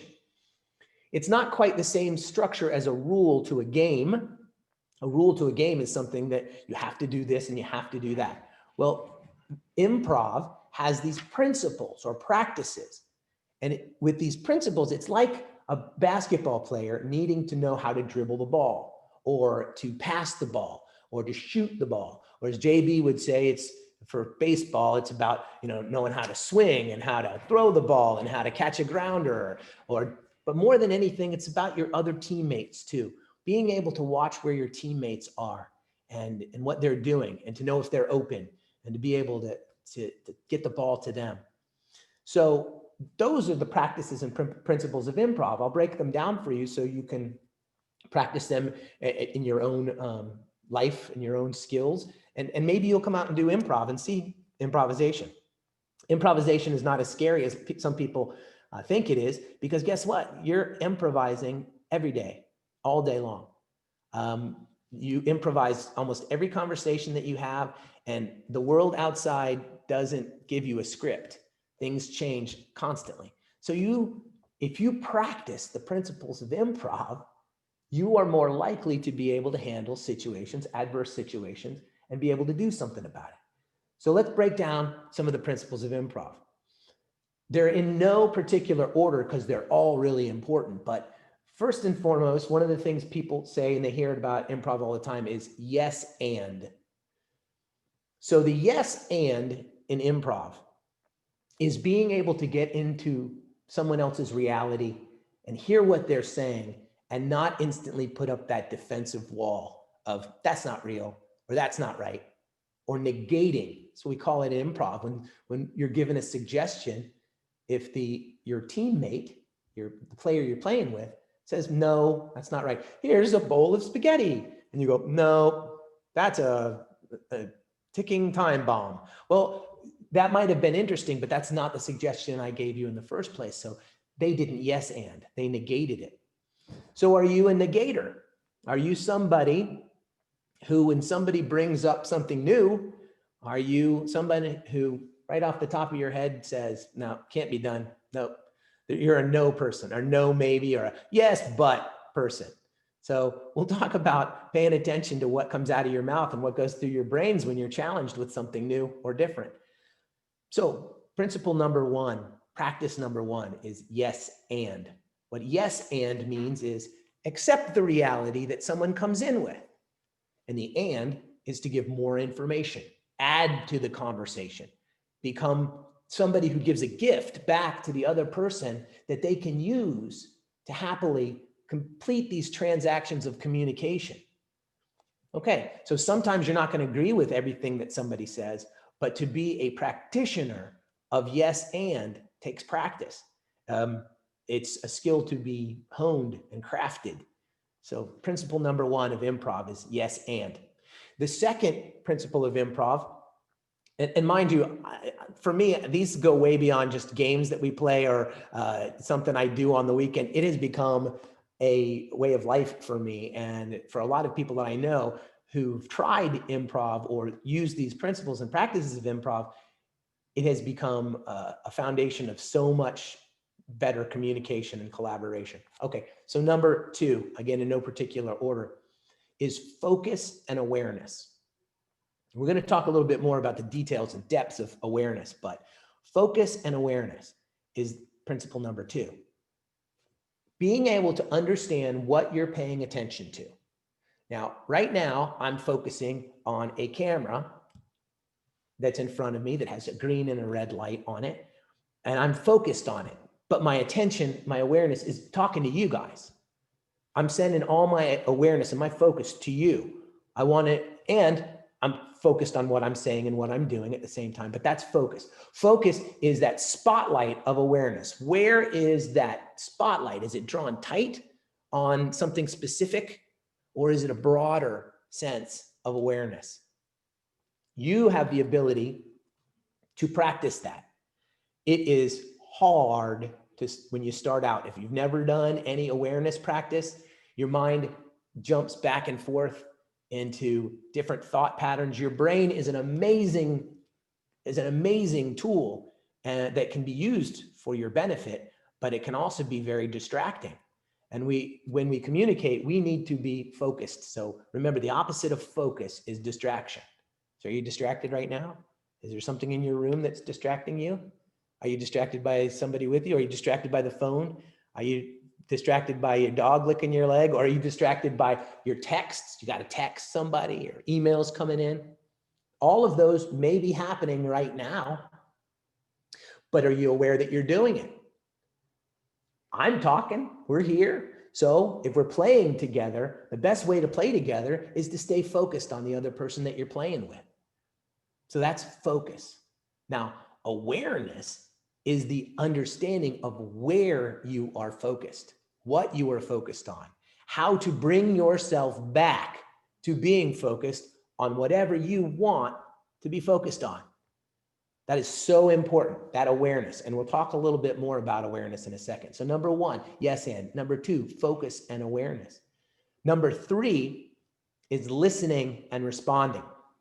So listening and responding means to be full all in to what that other person is saying, to be focused and aware on the words coming out of their mouth and what their body is saying. Are you listening, full-hearted listening? Are you getting what they're putting down? Are you listening to not only the words coming out of their mouth, but their objective, what they seem to want from you in the conversation? If they are person A, are we going to be able to give them the response back that they want? That's what we're going to look at. That's what we're trying to find out. Are we listening that carefully? And then, are we responding appropriately versus reacting in defense? Because most of the time when people send a message that we don't like, we will put up walls and we will say, nope, nope, not happening, not coming into my reality bubble. That's not gonna, I'm not gonna let that happen. So that is whether we are listening and responding appropriately. So number 3, I think we're on 3, is listening and responding appropriately. The 4th principle of improv is ensemble play, working together, making your teammate look better on stage than you are yourself, giving them so many gifts to play with that they're going to shine, giving the other person the opportunity to have their reality be more important than your reality. And when you gift someone that loving kindness of being able to be that important in a conversation, the conversation usually goes better than you ever thought it would. Even if you're not getting everything you think you want from the conversation or from the transaction, as we said. So remember, yes and is number 1, focus and awareness, listening and responding, ensemble play, make your partner look better than you and give them gifts. And then number 5 is a judgment-free zone. When things happen on stage in improvisation, we use it. There are no mistakes. There is just stuff. There's just real reality before we put it seems bad, or it seems like this is not going to work, or it breaks our character, or it puts us out of our present focus and awareness. When that happens, we make a judgment, we make a label, we say that's bad, and that becomes and fixates to our reality, and that will be the way that it is once we make that judgment, that label of bad. So a little story, if John, you're told by a workmate that John's late, John's the late guy, it's late John, John's always late. And that's the reality that you have of John. And the first time you meet him, guess what? He's late. Oh boy, John's the late guy. Here comes late John. Well, the next time he comes in, he's early. Look at late John coming in early. Late John, he's not really, it's still late John. He's early, situationally he's early, but we don't pay attention to that because I've already labeled him as late John. And the next 3 or 4 times he comes in on time. Boy, late John is a new trend. Boy, it must be something unusual happening to late. Well, you've already committed that he's this guy that's late all the time. You know what? He's not. He's just John. You've labeled him as late all the time. So what people do is not necessarily should be their label. If you're labeling somebody as anything, that's on you. That's your judgment and that's your choice to label them for what they do. All right. So I'll get off that high horse too. Let's talk about, we got focus and aware. I'm sorry. We got yes and, we got focus and awareness. We got listening and responding. We got ensemble play. We got judgment-free zone. And then the last rule of improv, I think that's number 6, is to play and have fun. Remember, improv is about playing and having fun. If you're not having fun, something is not working in your awareness correctly. Is that true? Well, it depends on how flexible your awareness is. So that yes and allows you the flexibility to train your awareness to be more malleable, to be more accepting, to be able to open up. And that yes and allows you to take that reality and bend it a little bit. You can bend to somebody else's reality through empathy and through the listening. All right, so let's focus a little bit on the idea of awareness, what awareness is actually. Now, there's different kinds of awareness. You can shine your spotlight of awareness on anything you want. You can have a broad situational awareness. Leah said that the other day. Thank you, Leah. I appreciated you using situational awareness. But you can also have verbal awareness, being aware of what's coming out of your mouth. Thought awareness. What are you thinking? That's a tough one. We'll talk about that in a little bit too. We got physical awareness. What are we doing with our body? There's a specific technique called the Alexander technique that works for pain management and for avoiding injuries, to be super hyper focused on your physicality and what you're doing with your body. It's interesting, look it up, it's called Alexander technique. But I want to talk a little bit about thought awareness, because your mind is an amazing thing. We've already talked about how amazing it is, but right away, are you able to know whether you're staying present or whether you're collaborating with the group around you? Presence, they call it mindfulness or presence, but being present means you're absolutely dead on focused to the now. And you realize that now is the only moment that really exists, that's really important.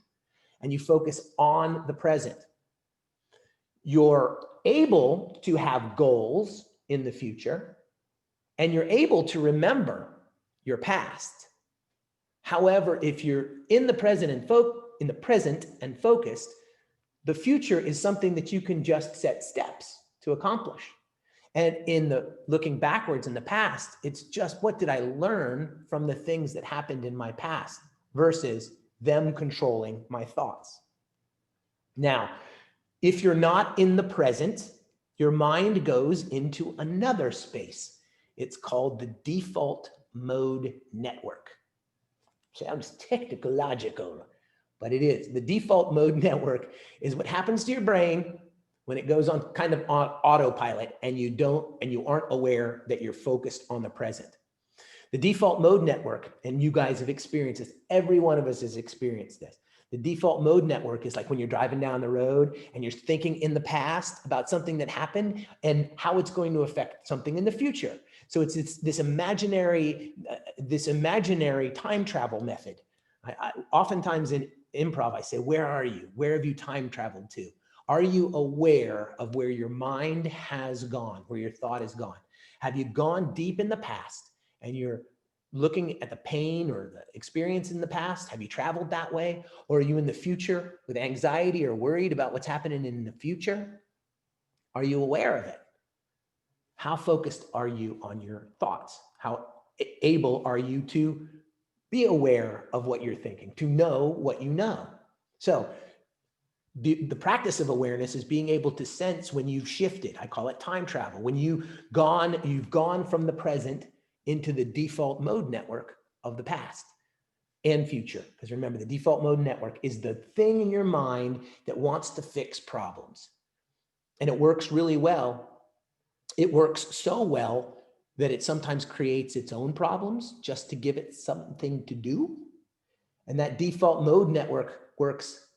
It's a default. When you're not focused on the present, your mind starts thinking of things that could be fixed, things that need to be done, things that I did before that I would change what I did if I had to do it again, or making up the, if that guy ever comes to me again and I'm going to say this and I'm going to say that, you make up this imaginary scenario of unrealistic conflict because you're in the default mode network and not focused on the present.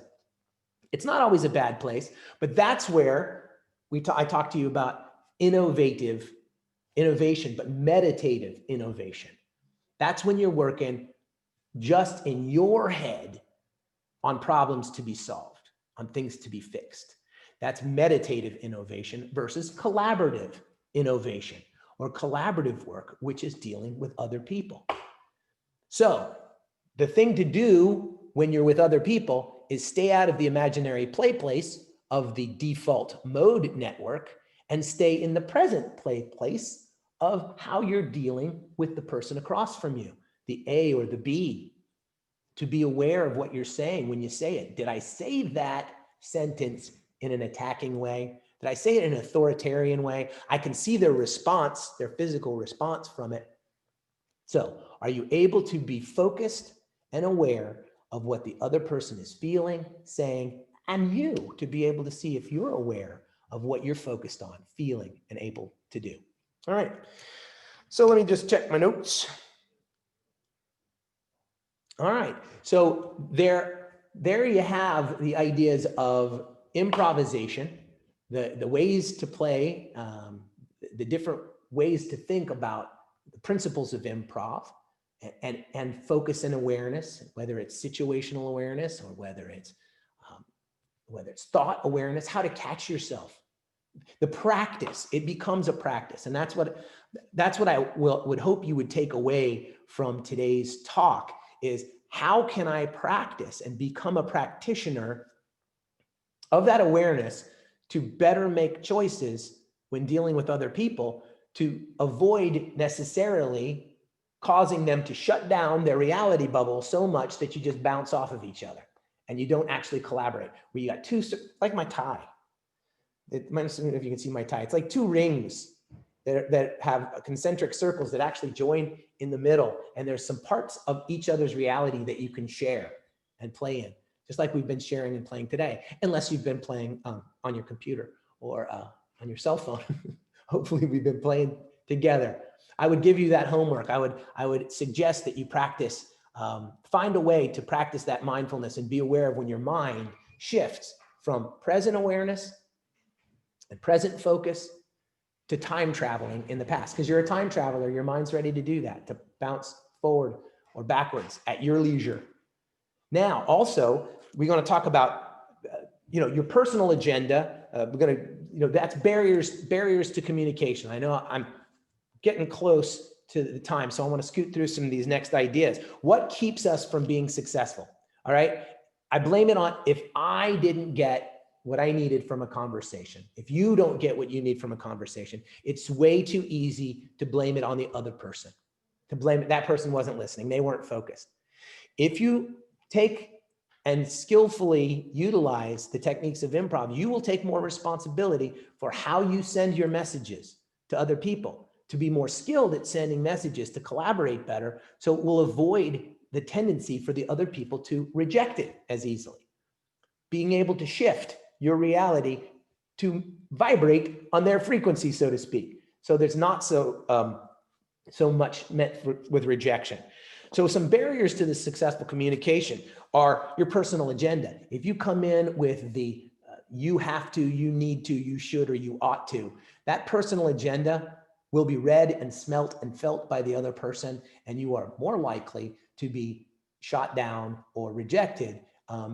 Some people say, well, if I'm persuasive enough, well, persuasion is not always about bullying the person into believing you, but maybe awakening them in their anosognosia to give them the opportunity to agree with you. And it becomes their idea and not your idea. So the skillful manipulation, if you will, or the skillful use, and in certain situations with dementia patients, we call it therapeutic fibbing. It's ways to not bring my agenda into the picture, but make it their idea, to be able to utilize these ideas, the thoughts, to become their idea where they're not rejecting it. All right, habituation and conditioning. If you are conditioned to be the no person, if you are conditioned to be the labeling person, you might want to address that and decide how can you remove labels a little bit, and how can you be more open-minded. And what I mean by open-minded is being reality flexible. Decide, are you reality rigid, where it's what I have to think and what I have to say is the most important thing and anybody else is wrong? Are you that person? Or are you somebody that can flex your reality? Remember I said, the only thing I know for 100% sure is that I don't know. That's about all I can tell you. But I'm willing to listen to anybody, and you should be willing to listen to anybody. Sometimes they're describing their anger, their fear, and their pain. And that's another thing. So distractions are another barrier to successful communication. Memory loss is a barrier to communication. And biggest and first and foremost is probably fear, vulnerability, and fear. People are afraid. People are going to combine people around them that have very similar ideas and thoughts. It's simpler that way than to affront your idea of cognitive dissonance. And so please pay attention whether you're fearful, in anger, in denial, in remorse, because people identify with these fears. It becomes their conditioning. And you all know people that live in so much fear that's become their identity. They've labeled themselves as this tough person that fights all the time. And if they do that, that's probably because they're living in some kind of fear. So as I wind down today, I guess I'm wrapping it up pretty soon. I'm not getting the hook yet, but I can tell she's got it. She's got the hook ready to go. If you have any questions, I'd be happy to answer them. I appreciate you very much. And I appreciate you giving me the time to play with you today and give you some ideas. Please do reach out to you. Go practice some improv, go see some improv, practice these ideas, practice being the time traveler, the awareness of when you travel in time in your mind. And hopefully you can utilize some of these skills. So I thank you for your time. And again, I appreciate you. And any questions?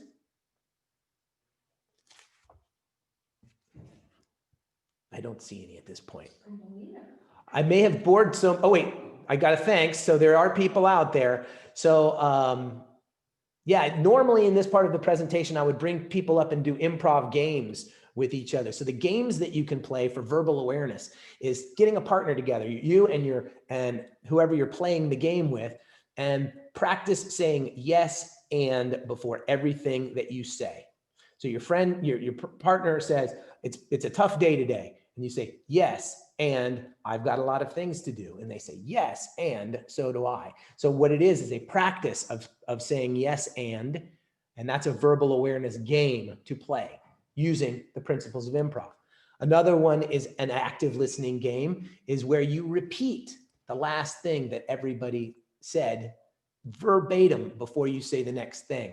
So if you say, I have to go to, remember, they're just games to get you more aware. So if they say, I have to go to the grocery store, you'd answer, I have to go to the grocery store. What are you going to buy? And the other person says, what are you going to buy? I'm going to buy milk and cookies. And you would repeat, I'm going to buy milk and cookies. What's your favorite kind of cookie? What's your favorite kind of cookie? I like Oreos. I like Oreos. They make me sick. Okay, so you repeat literally the last thing that the other person says consistently to make sure that you're not getting your next thought all ready to go before you speak, because people do that all the time. They're not listening, they're preparing their next statement. So that's a game to practice to make you verbally aware and thought aware. So we did have a question, or do we have a question? I don't have to hit it. Go ahead, Leah. Oh, thanks for making a one-dimensional platform as engaging as possible. Awareness makes us all better colleagues and recruiters for caregivers and communicators to clients. Indeed. Thank you very much. I appreciate you tremendously again. Look me up. You can email me if you like on, sorry, this is a new email. The Improvised Now. improvised now @gmail.com, the improvised now @gmail.com, or you can get me through my guardianship company, which is glenn@krasnyguardianship.com. That's a little longer. So we might want to stick with the improvised now @gmail.com. Again, thank you all very much. I appreciate you, and I hope you have a wonderful rest of your conference, and take care. Thank you.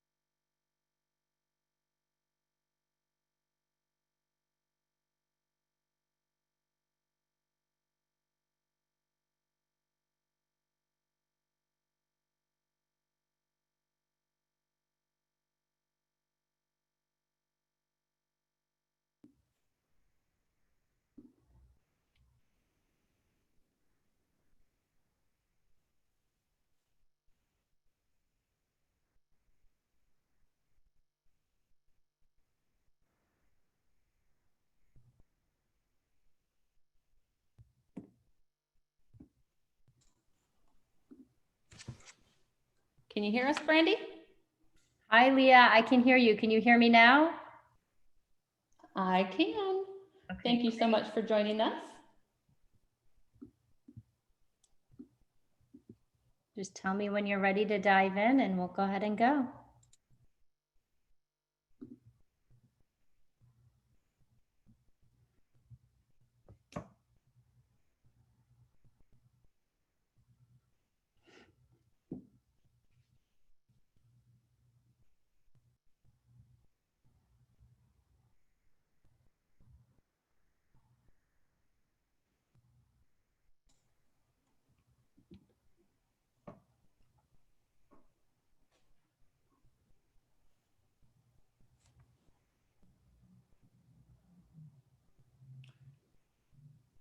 So this afternoon, Brandy is going to speak to us about labor trends and the future of recruitment and retention. And Brandy, I'm going to go ahead and turn it over to you. All right, wonderful. Thanks, Leah. Hello, everyone. Excited to be here today and have the opportunity to connect, but certainly miss seeing everyone at the PCA show, miss the coffees, miss the cocktail hours, miss the conference high fives, but it's a privilege to be here and have some time to spend with you today. As I was preparing for the session today, I was reflecting over what we've done for the past, I think we've spoken, Leah, for 4 or 5 years now at the PCA conference. And typically what we've done is we've come in and we've shared our findings from our annual caregiver trend report. And it's this big study. We typically do it once a year at the end of December. And we come in and we present the findings on the psyche of the caregiver and where the puck is going in the labor market. And when COVID hit, that kind of threw a kink into that plan, as I'm sure a lot of kinks were thrown into your plans this year as well. And we had to move to what I call like 2020 is all about plan Bs, because all of this research and these labor trends that we learned in December fundamentally were different in March, different in, different in April, different in July, and they're literally changing on a monthly basis. So essentially today's session is a glimpse into, what we were seeing pre-COVID. There's some things that I think are going to stick and are the same, but really a pulse on what are we seeing today? And based on what we're seeing today, what should you adapt and adjust in your playbook when it comes to a recruitment and a retention standpoint? So that's what we have in store here for the next 45 minutes or so. And my goal is to stop early and leave it open for some Q&A as well. For those of you that don't know me or don't know My CNA Jobs, I'm the CEO and co-founder here at My CNA Jobs, and we're a large network community, if you will, of caregivers, certified nursing assistants, and home health aides. And we work all across the nation.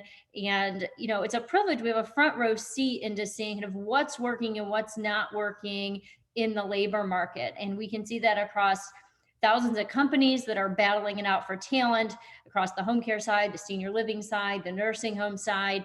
And we also see, what are caregivers saying and what are caregivers actually doing. And in addition to our suite of recruitment tools, and if you want to learn more about those, I'll have a poll at the end and you can kind of raise your hand and we'll get you connected. But in addition to our recruitment tools, we do just a lot of research to better understand this labor market. So no question, you're all on the line today because recruitment's challenging, and recruitment just got more challenging, I would say, when COVID hit.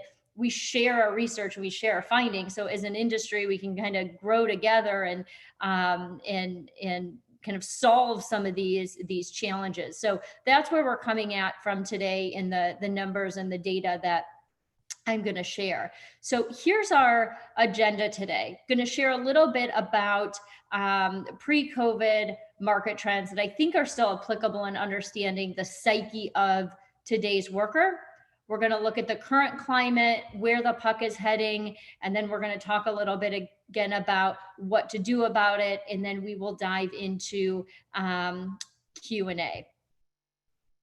All right, so pre-COVID, when I was at your PCA conference last year, unemployment chart looked a little bit like this, and it was making history for reasons different than it's making history for today. So pre-COVID, we had this historical low. Most people, very few people were unemployed. If you can think about for a second the perspective of a lower wage worker, it feels really good to be in demand. And, close to half of all home care workers are on some form of public assistance. So you have this kind of low wage population in demand. Their phone was ringing for work, and caregivers could kind of literally get a job anywhere they wanted, whether that was within a care setting or if it was outside of a care setting. And essentially what we saw pre-COVID was the senior care industry was battling it out for talent from all of the industries and the companies that you see here on the screen. Caregivers, fundamentally, they were in the driver's seat, working across multiple industries. And at conferences, just last year, we were talking about how can we steal and borrow workers, if you will, away from these industries into home care. So that's what we were seeing, pre-COVID. Caregivers, again, working for multiple companies, multiple agencies, cobbling together often multiple schedules. So it was most common for us to see a caregiver, perhaps they had a job in home care and they also drove for Uber, or they had jobs across 2 home care or assisted living in a home care, or they worked at the mall. And that was almost more common than uncommon to see in terms of how a caregiver thought about an approach and they're building a schedule and their work-life balance. Before COVID hit, market was competitive, still is. I'm going to talk about how that's changed here in a few minutes. But, before the pandemic, a caregiver would come to my CNA jobs, and typically what we would see is they might apply to 5, 6, 7, 8, 9, 10 jobs in a single session. So if they wanted to pick up another shift, they wanted to see what was out there, they would come and just apply to a lot, almost knowing that, I'm going to get a lot of calls from employers. I'm going to be more selective later in the process. So they didn't put a lot of their selection when it came to, where do I want to work or where do I want to apply this part of the recruitment process before COVID hit. Before COVID, something that we struggled with as an industry, and I think, I know there's a lot of registries on the line, and registries probably struggled with this a little less, but 19% of caregivers were considering leaving the profession because they didn't think they could earn enough money. And this was a huge problem. So not enough workers in the industry, the wages were, low in the industry. And I'd say they didn't necessarily see a clear path, if you will. One thing we look at every single year, and again, we've brought this to PCA now for the past 5 years or so, is we always look at where a caregiver wants to work. Now, the chart you're looking at here, this is pre-COVID. I'm talking about how I think this has shifted a bit. But when you kind of dissect and you ask this labor force where you want to be, this is kind of where we've seen things fall over the past few years. Number one's private family, and reason is money, right? So caregivers can earn more money. Then we saw our hospital, our agencies, our AL, and then our skilled nursing and our nursing homes kind of at the bottom of the pack here. Now, I think since COVID began, this home care segment is, I think, growing, and assisted living and skilled nursing is going down. But I bring this up as we think about the labor market and how to recruit and how to build retention strategies for this labor force. I always like to bring this one in because fundamentally, I think it's important to understand whomever you're recruiting might not first pick they want to work at a company like yours. And I think this is kind of just an important fundamental as we think about building out a good strategy and what that would look like. In our 2020 research that we conducted, again, before the pandemic, online reviews was a really, really big theme this year. And this was a bigger theme that we saw this year than in previous studies that we've done. And in general, what we learned is caregivers are searching for reviews at 2 spots. After an interview is booked and either before the interview starts or like right after the interview. So they're typically not looking at those reviews to say, where should I apply? But more, okay, I have this opportunity. This is on my calendar. I want to go check this out. Now, in the qualitative study that we did, this is a small group. There's 30 one-on-one interviews with caregivers, focus groups, very conversational. And it was really interesting in these focus groups, 100% of caregivers said they look at online reviews. I mean, it was just like across the board, everyone said this is a standard part of their process now. In the online reputation played a pretty big role in their assessment in deciding if they want to interview or if they want to work someplace. Again, not apply for a job, but if they want to interview and if they want to work someplace. And, you know, it's interesting. I kind of assumed my own bias that, you know, if they see one bad review, they're like done. And they were pretty balanced in their approach. You know, if they would outweigh, you can see the quote here from Serafina that was in our group. And she said, you know, I look at the bad and the good. And if the good are outweighing the bad, then I'm interested. And that's the theme that we saw in the study this year. One thing that kind of made me laugh a little bit is we then did a study and we asked agencies, tell us about your online reputation. And on one side, we have 100% of caregivers saying, I'm looking at reviews. On the other side, we have 100% of agencies, and this was over 400 agencies that participated in this study. They said, I have good reviews. And I'm calling bull on that one because the 100% of agencies don't have good reviews, but I thought that one was really funny. So there's really kind of a power, if you will, in this concept before an interview, getting to the interview and choosing an employer from a review perspective. Now, pre-COVID, as part of this big study that we did, we always look at how do you know you want to work someplace? And I'm going to walk through that. But then what I want to walk you through is kind of our assessment, because I think it's one thing for somebody to say something's important, but it's another thing to actually see it in their actions. And I think they're a little bit different. So before the pandemic, the number one reason that a caregiver left a job, looked for a job, hands down, it had to do with hours. It was, can I get the hours that I want? And is it within kind of a commuting distance, short distance to my house? Because their schedule was like really, really important, which makes sense. You look at a caregiver, a lot of single moms, juggling schedules, picking up kiddos from school, that sort of thing. It's like this piece was important, and also juggling a couple of different jobs. So they set hours. The next one was all around this concept of feeling comfortable with an employer, the recruiter's kind, the employer's kind. It was a good experience. This was something that was kind of at the top of the stack for them. Size came up, which I was really surprised by this one. Some people were really adamant on, I want to work for a large company or I want to work for a small company. And it was like split, but strong opinions on if I want to work for a large company or a small company, which I thought was really interesting, especially from a home care perspective. Mentorship, training, culture, what the existing turnover was. Then it got down to online reviews, pay, and quality of care. So this is what a caregiver said before the pandemic. Kind of Brandy's analysis of this, looking at lots of data and just behaviors of caregivers, is hours hands down was trumping all.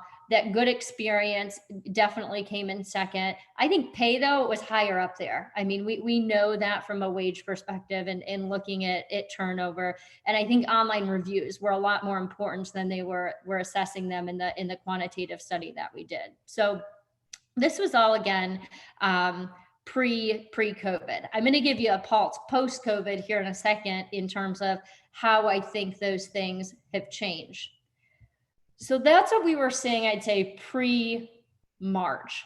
Now I want to talk about what we're seeing now and kind of predictions on where we think things are going from a recruitment standpoint. So here we go.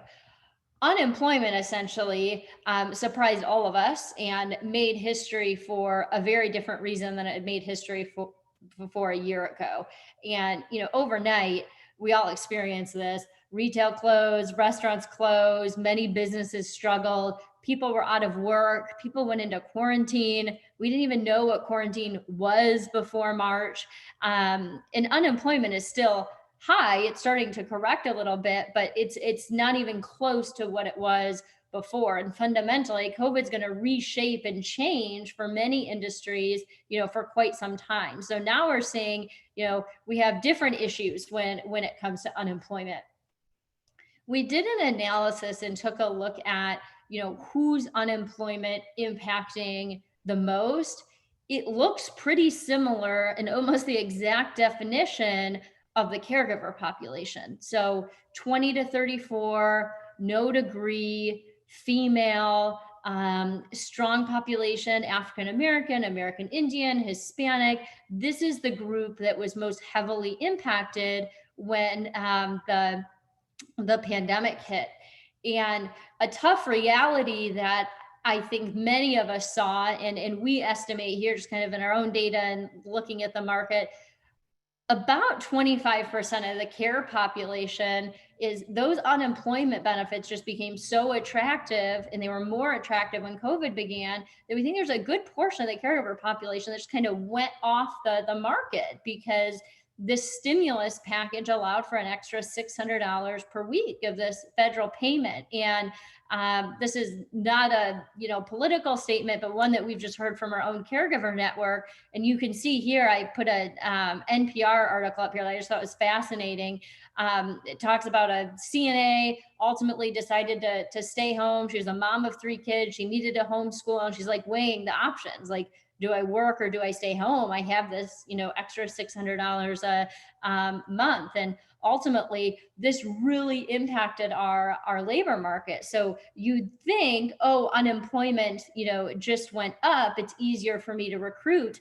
But this is something that really played into some of the challenges that I think a lot of folks are feeling. Now, we're starting to see, again, unemployment go back down a little bit, but this is made a big impact when the pandemic hit. So now what we're seeing, I mentioned to you that before COVID, we'd see a caregiver come to my CNA jobs and they would apply to 5, 6, 7, 8, 9 jobs in a single setting. Now we're almost seeing their selection change in the hiring process. They're being more selective up front. So they're spending more time, I would say, on their search. So they're spending more time actually reading a job description, more time on the page, if you will, more time sifting through and searching for more jobs. So before they might have clicked on something and said, I'm interested and apply to it. Now they're going to click on something, read it, and say, no, I'm going to go back and look at this next one. I'm not as interested. And my assessment of that is their take is, things just matter more now. Your job content matters more now. Their experience with your organization and the recruiter matters more now. The interview matters more now. And they're evaluating employers much more granularly than they did before. And I'll talk about in a minute kind of how that's shifted a bit in terms of what I think they're looking at now. But their assessment in the recruitment process, I think, changed. And so that makes your recruitment strategy kind of earlier in the funnel almost more important than it was pre-COVID. So we look at, how has the pandemic really shaped home care, and you think about from a career perspective, it's if there's a positive silver lining, glass half full thing that's come out of COVID, is that I think it's putting home care careers, quite frankly, on the map. And I like to say senior care just got the biggest Got Milk campaign that we've ever had overnight. People that have never heard of a job in care are flocking to it and learning about it. Who is this industry that's hiring and has jobs right now? What is it? Doesn't necessarily mean that makes recruiting easier overnight for everyone on the line. And certainly also means now, there's never been a bigger demand for skilled caregivers that have done this before and not just new people coming into the profession. But it's interesting to me that now I think we have this sea of opportunity to show people what the industry is. And it's, again, I think it's putting home care careers on the map. Another thing that we saw, and this one to me is just really fascinating. We look at interview show up rates, and preface this by saying, from a My CNA Jobs perspective, there are things we can see and things we can't see. So for instance, like with our resume marketplace and our job board tools, we can't really see what interview show up rates are in those tools because it's an agency using it yourself. And if we're not integrated into your system, we can't really see it. We can just hear from agencies kind of what those show up rates are. But with two of our products, we can see interview show up rates. So with our hiring event product, so it's virtual and in person, and then our interview booking product, we can actually see, especially with our virtual tools, who's invited, who raises their hand and says, I'm going to go, and who actually goes and shows up. So we can see that data. But I just preface that because it's limited. It's not across everyone, but it's across a couple products. And I think it's kind of indicative of what we're seeing in the market. So I wanted to share it. But essentially what we're seeing is overall, caregiver show up rates have went up. They've went up higher in a virtual environment than they have in an in-person environment. And I'll share those numbers with you in a second. But that's been a positive thing. My take of this is I think caregivers, again, are almost being more selective before they apply, and they're higher intent when it gets to that interview. Then after the interview, again, they're assessing, am I interested or not interested from a next step perspective, but interview show ups, we've kind of seen trend up. The flip side, one of the things that I just find fascinating is, home care agencies overnight, everyone like us, even internally here at My CNA Jobs, thrust home, got to work from home, things change, everyone's wearing multiple hats. Recruiter show up rates went down. So now one of our bigger challenges is, and this is fascinating to me, the recruiter is not showing up to the interview. And so we've seen recruiter show up rates go down, caregiver interview show up rates go up. Now, in terms of looking at, what an experienced caregiver wants today, this is our take on it. Now, this is not based on a specific study. This is based on our take of talking to thousands of caregivers on the phone, seeing the messages that came through from caregivers over the past few months, because fundamentally they've changed. So we never used to get any questions or any conversation around safety at all. COVID hit, and now our number one question that we get when someone's considering an interview, when someone's reading a job ad after an interview, is all around safety. They want to know things like, well, I know if my client has COVID, what happens if I have COVID? Do you have PPE? And these were just fundamentally new. And so this is the biggie. This is also a biggie when you look at our industry. It's not just caregivers that have experience working in home care. We now have a lot of people coming in and saying, maybe I will check out a job in home care. And they have different questions. So this is a population in particular that has a lot of questions on safety. So safety is number one. That experience with a company is still just like paramount.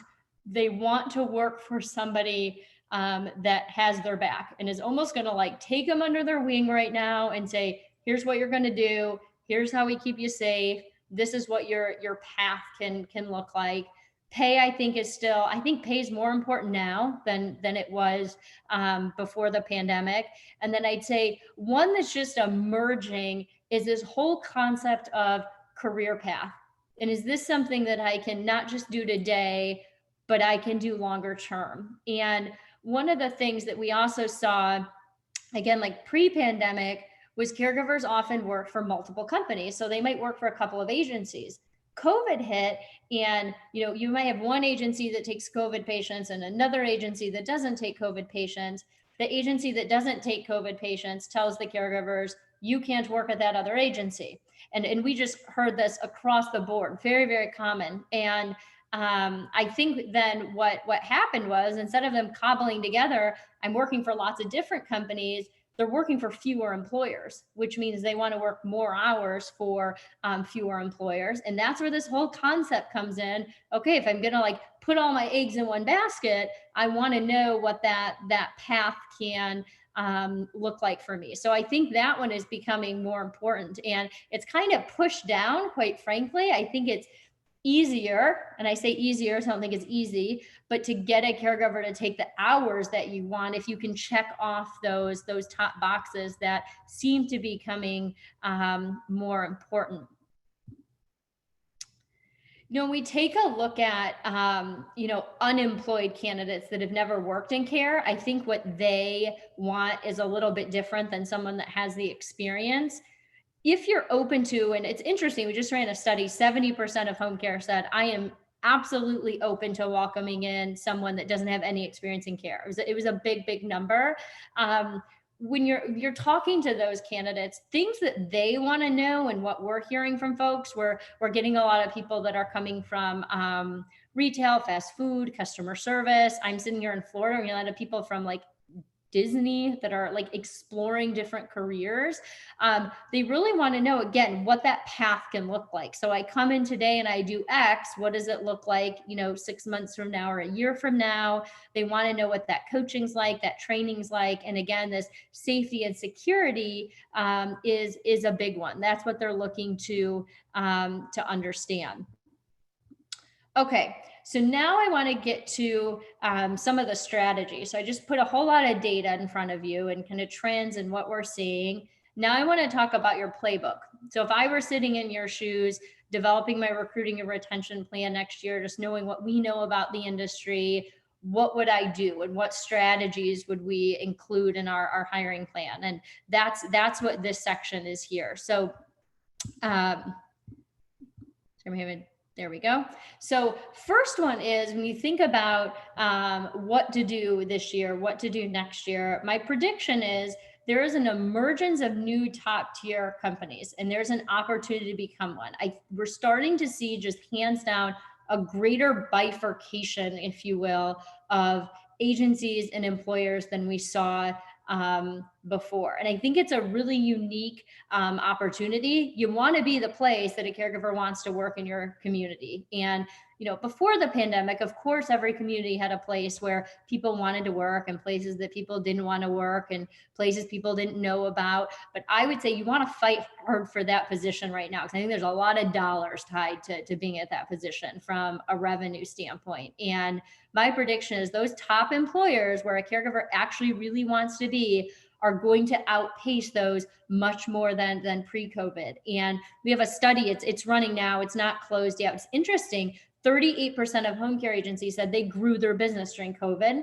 There's a bunch in the middle. There's a bunch that declined. There's just this big kind of greater bifurcation, if you will, between agencies. And so I think the people at the top, being that employer of choice, if you will, or that referral agency of choice, you're going to have to work a little less hard at recruitment and retention than everyone else. Again, I don't mean that's going to be easy, but I think it's really critical as you think about what your strategy is to invest in being that employer of choice. I think agencies that are competitive and write good job ads are going to get more applicants. Agencies that have good online reviews tend to be better employers, are going to have higher interview show-up rates.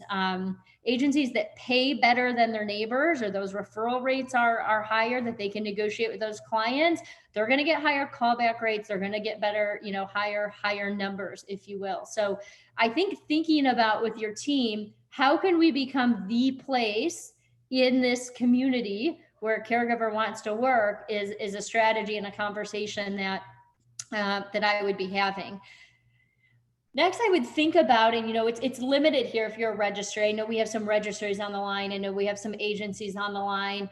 I think at the end of the day, companies offering a true career path are going to get ahead faster than companies that don't. And if you're not the employer, I think helping a caregiver understand, how can this job, working as a caregiver, fit into my path and what my next step looks like?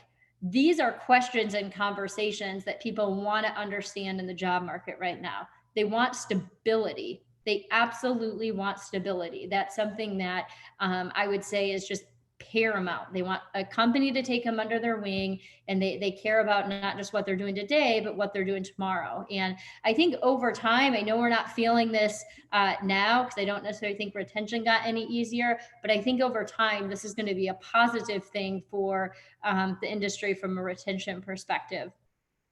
I touched on this one a little bit. I think there's going to be a much greater divide internally between a high-performing internal team and a low-performing internal team. And the strength of your internal team is greatly going to influence your recruitment success. And we always say here at My CNA Jobs, teams win.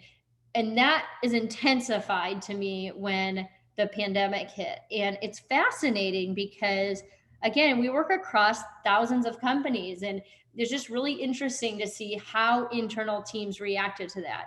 We saw some internal teams, recruiters, directors, really step up to the plate, and it almost didn't faze them. And they went into pedal down, I'm going to grow my business. We're a well-oiled machine. We're working from home now. We're not working in an office, but get out of my way. I've got business. Then we saw some internal teams that were almost paralyzed.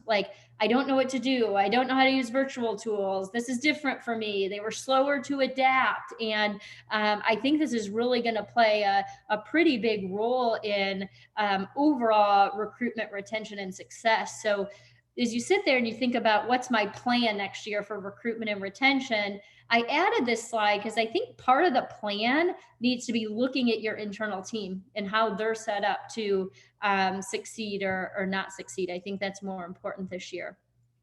Stay current in your market. It is changing frequently. So it's fascinating to me. We look at real-time wage data. If anyone wants to know what a caregiver is looking for to make in your market, I can give you a URL so you can go run a new pay analysis, but it's changing frequently. So I shared with you that we used to do a trend report every year and we'd present those findings. What we presented last month is different than this month. And I would just encourage your team to stay on top of that. Competitive review. I was just talking to one of our account strategists this morning, and they were doing a review and talking to an agency says they're competitive. He goes to the job boards, looking through it, and it's the competitors were paying $2 an hour more than they were. And I think that's just really important. People are trying new, unique programs. I would stay on top of it. Best way to do a competitive review, 2 things. Go to different job boards, see what people are posting, and ask those caregivers during interviews. What are you hearing? What are you seeing? What's the most interesting benefit you've been offered? You want to keep a pulse on that so you can kind of stay a step ahead. But think about real-time market analysis. If you're in that 70% of agencies that is open to welcoming a caregiver in that might not have any experience in the profession, I'm excited about this one. I would hands down think about tapping into caregivers that have never heard of being a caregiver as CNA before and inviting them into the profession. And, quick shameless plug, and I'm so proud of this, and I think it's just so stinking cool that our team created this, but we launched a totally free program for all of our customers that's a 4-hour caregiver certification course, and it's called our Coach Up Care certification program. We launched it when COVID began, and you can send that out to people and they learn about the career. They can explore a career in home care and senior living and all the basics, and it's 4 hours, and you can see if they're a good fit for the profession. And what's fascinating about this to me is of the people that start that training, huge drop off after the first 10 minutes. And I think that's a good thing. People are whoa, I'm not interested in that profession, but there's a huge completion rate in a single setting. So they sit there for 4 hours and they take this course and they want to learn about a career in care.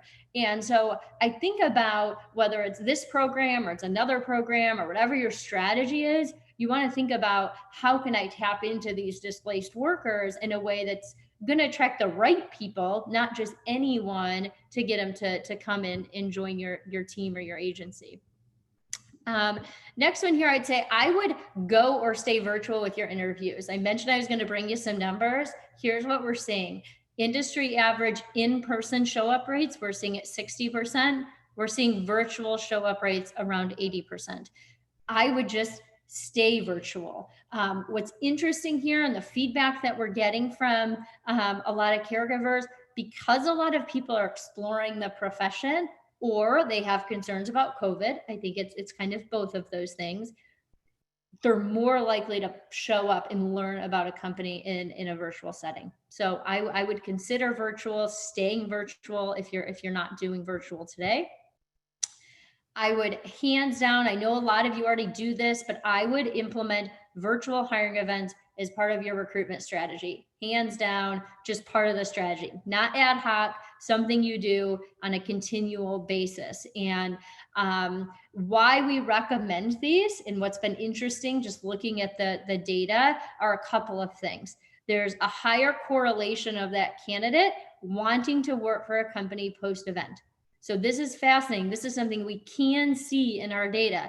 After an in-person career fair, there was a lower desire to work someplace than virtual. So that's interesting. You think about eking out kind of more hires from your investment to promote one of these events. The experience ratings are higher. So caregivers are rating the recruiter and the company and the whole interview experience a lot higher, which is a key factor in getting someone to work someplace. And then it's attracting people that would never apply to your job.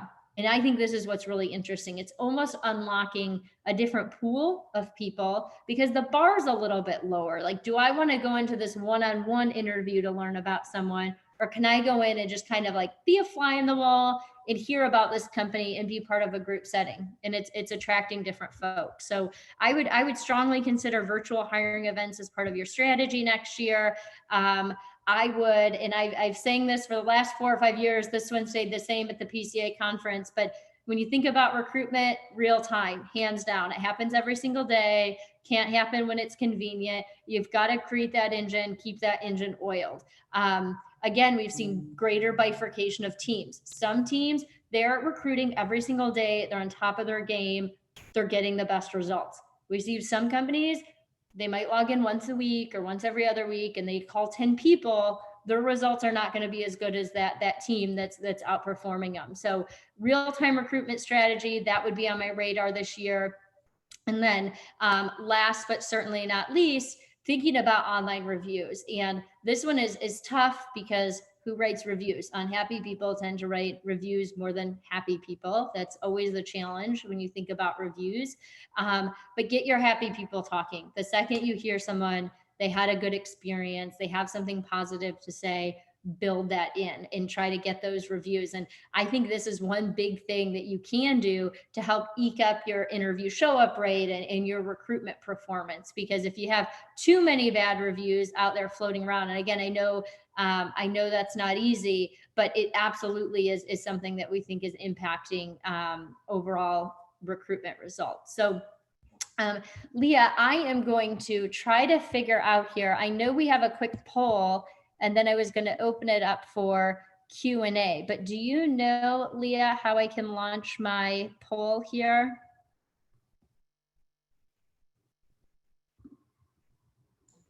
Okay, Leah did it. Thank you, Leah. That's really helpful.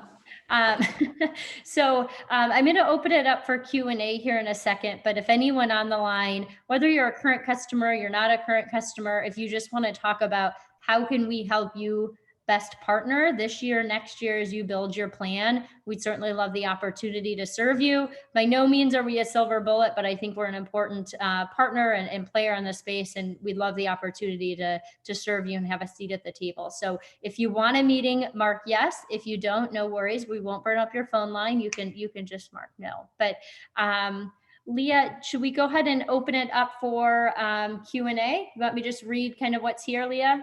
Sure, sounds great. Okay, so first one, and I'm reading these in real time here, so give me a second. You've used the term agencies for a few times, referring to home health agencies as care. Yeah, so when I say agency, that's my word, I guess, for registry, home care company, home health company, referring to kind of that whole suite. So good question. Mark, next one here from Howard. Howard says, any insight on the COVID issue? We found many caregivers would not work regardless of the pay to care for COVID clients. Yeah, I don't know if I have a silver bullet on this one, Howard. I can talk about some of the things that we're seeing. So there's a portion of the the caregiver market, that fundamentally when COVID hit, and we talked about like the increase in the unemployment benefits, there's a portion of the market that kind of, took those benefits. Some of that I think was for childcare. A decent portion I think was also fearful to work in the industry. We did a quick pulse, like when COVID began, of the caregiver market. There was a substantial number that I would say was very fearful to work. It was almost like everyone went into quarantine. Nobody knew what a quarantine was. Nobody really, you heard about pandemics and like read about it in books, but you'd never experienced one before. So there was a decent portion of caregivers that were like, I'm just going to stay home in quarantine and I don't know what this is all about.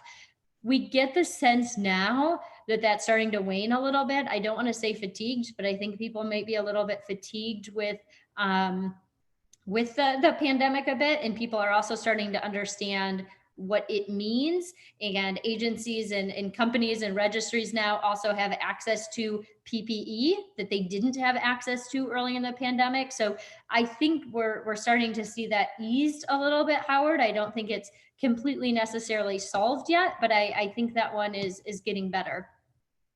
Last question here, so we can keep us on time, is can you provide, from Carl McKinney, can you provide the URL that you mentioned to us for pay rates? Yep, that is mycnajobs.com, and it's /pay.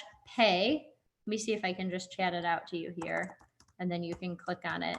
If you go there, you can put in your referral rates or what a caregiver typically makes in your area. And then if you, let me see if I can select this out or chat it out. There you go. When you put that in there, you can put in the wage for a companion, and then you can also put in a wage for a CNA. And what it kicks out, and it's real-time updated report, it pulls from our database within 30 miles of that zip code, what's the wage that's being requested by a caregiver. And we've definitely seen those numbers heading north. So if you haven't done that recently, that's absolutely something that I take a look at. All right, Leah, I want to make sure I kept us on time here. Anything else from your side, Leah? I appreciate having the opportunity to be here. I really miss everyone, but happy to attend today.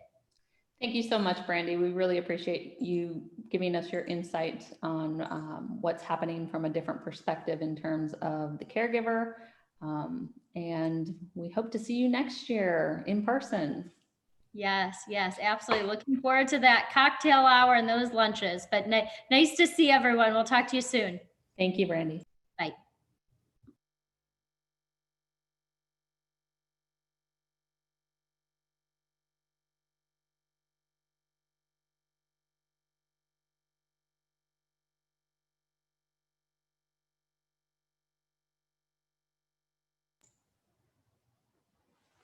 Okay, next up, we have Mr. Russell Holra.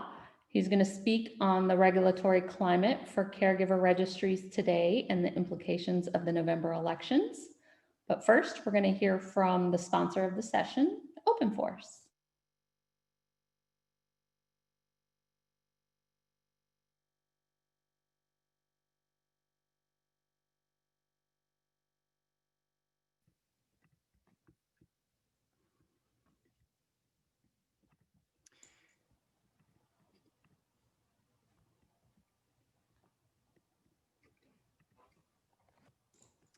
Hi, everybody. Chris Labrador here from OpenForce. Looking forward to Russ's update on the political landscape and how that's going to affect misclassification law and registries. Wanted to give you guys a quick update as a sponsor of this talk on what OpenForce does and how we fit into the PCA's mission. So essentially, OpenForce helps caregiver organizations, helps registries manage two things: the tactical burden that comes with managing contractors, and also any of the risks that come along with managing contractors. So what does that mean at a basic level? So we have a software platform that's backed by, a team of people that have, collectively hundreds of years of experience fighting misclassification, some dating back to the 70s. But what does that mean from a tactical level? We'll help you onboard contractors. So we'll help collect their credentials, help collect their licensures, background screen them, drug test them, even help them to set up businesses in order to help achieve that business-to-business exemption that I'm sure you guys have heard so much about, and probably through Russ's conversation may hear more about. Also, one thing that's popular with the PCA is rate negotiations. Memorializing rate negotiations with a contractor is something that can be a good fact if misclassification claim is ever brought against your company. On top of onboarding, we help to pay the contractors. So we allow the contractors to submit invoices to your company through our platform that you can then use OpenForce to pay against. We do the deductions. We provide garnishment prioritization and do the garnishments, and then we submit 1099s at the end of the year. We also insure the contractors. So contractors, especially in the caregiver space, need to come to the table with varying degrees of insurance to establish themselves as a business entity, right? You don't want to be providing insurances to contractors that are in your name. You want them to be securing their own insurances. So we provide occupational accident, professional liability insurance.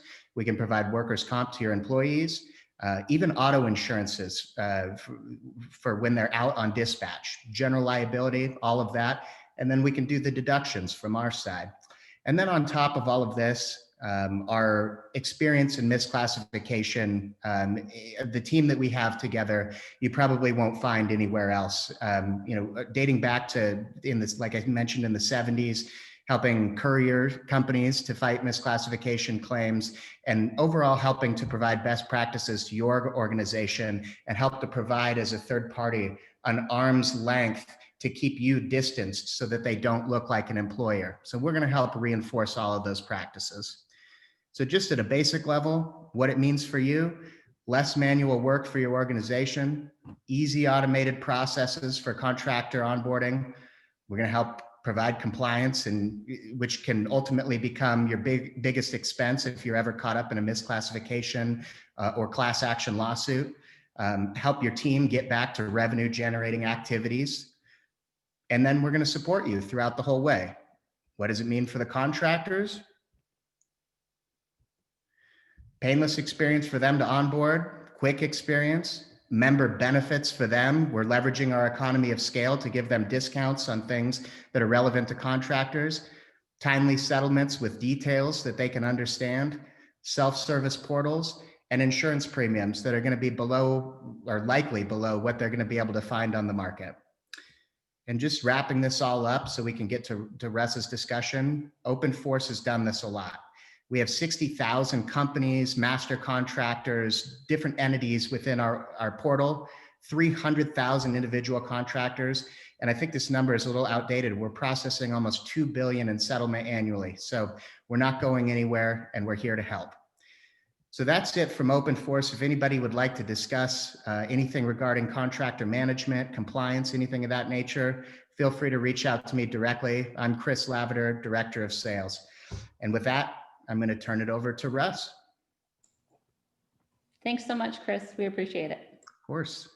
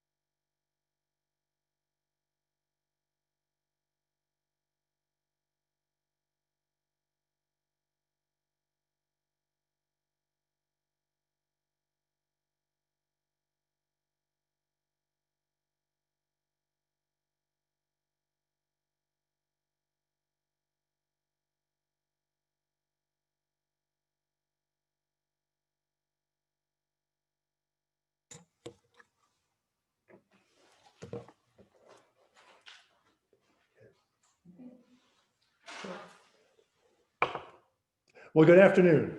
As Leah and Chris indicated, the next session, this session, is going to be focused on PCA's regulatory activities, what we essentially accomplished the past year, and also what really we might expect for the new year. And as with any presentation along these lines, it's important to emphasize that nothing discussed during this presentation should be construed as legal advice. This is all strictly general information, and anyone should consult with your own advisor before taking any actions based upon anything that might be stated during this presentation. Now, to start off, as I mentioned, we'll start off with a discussion of what PCA has been doing. And to provide a little background for those who might not have been engaged with PCA the past several years, an important issue for the industry more recently has been this companionship services exemption. What that is, that's an exemption under the Fair Labor Standards Act that the Congress enacted back in 1974, providing that essentially home care services provided by a CNA or below to a family in the home is exempt from the FLSA's, the Fair Labor Standards Act's overtime and minimum wage and record keeping requirements. And as Joseph mentioned during his presentation, the year after the companionship services exemption was enacted back in 1974, the very next year in 1975, the U.S. Department of Labor issued regulations clarifying that the family's entitlement to the exemption applies regardless of whether the family contracts with the caregiver directly or contracts with the caregiver through a third-party employer. Because again, the purpose of the exemption was designed to keep home care affordable for the families.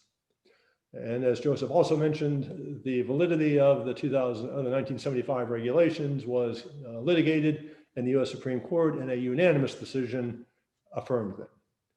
And throughout this process, there have been some who thought the companionship services exemption was not a good idea, and bills were introduced in the Congress to repeal the exemption, but none of them succeeded. But then during 2013, the U.S. Department of Labor issued regulations that significantly narrowed the definition of companionship services and also provided that the exemption is not available to any third-party employer. And that's kind of where we are today. That, again, the 2013 regulations were challenged and a legal challenge, but that was not successful. And so PCA has been trying to preserve the companionship services exemption throughout this process. For example, during the 2013 regulatory process, PCA was engaged in that rulemaking endeavor. And when the final regulations finally were issued, the preamble to those regulations contained an example setting forth how a caregiver registry could remain not the employer of caregivers under the FLSA. And then more recently, the reference here to the 2018 FAB, the Private Care Association worked with the Department of Labor, urging it to issue some type of more definitive guidance on how a caregiver registry can structure its relationships with caregivers and avoid coverage under the FLSA. And that came to fruition with the Department of Labor's issuance of the Field Assistance Bulletin, again, setting forth that guidance. Now, one thing that we are aware of, however, is that this type of guidance, the Field Assistance Bulletin, it could be eliminated essentially if a different administration were to take over and decide it's not a good idea. So what we've been trying to do throughout this process after the issuance of the FAB in 2018 was to try to secure a more permanent certainty for the industry. And to achieve that more permanent certainty, we've been pursuing two paths. One, harmonization, which is our term for seeking a more updated definition of the term employee for purposes of the FLSA.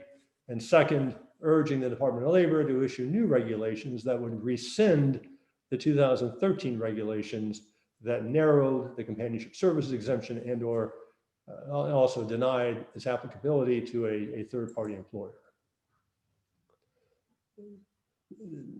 Now, the objective of the harmonization effort was to, again, update the definition.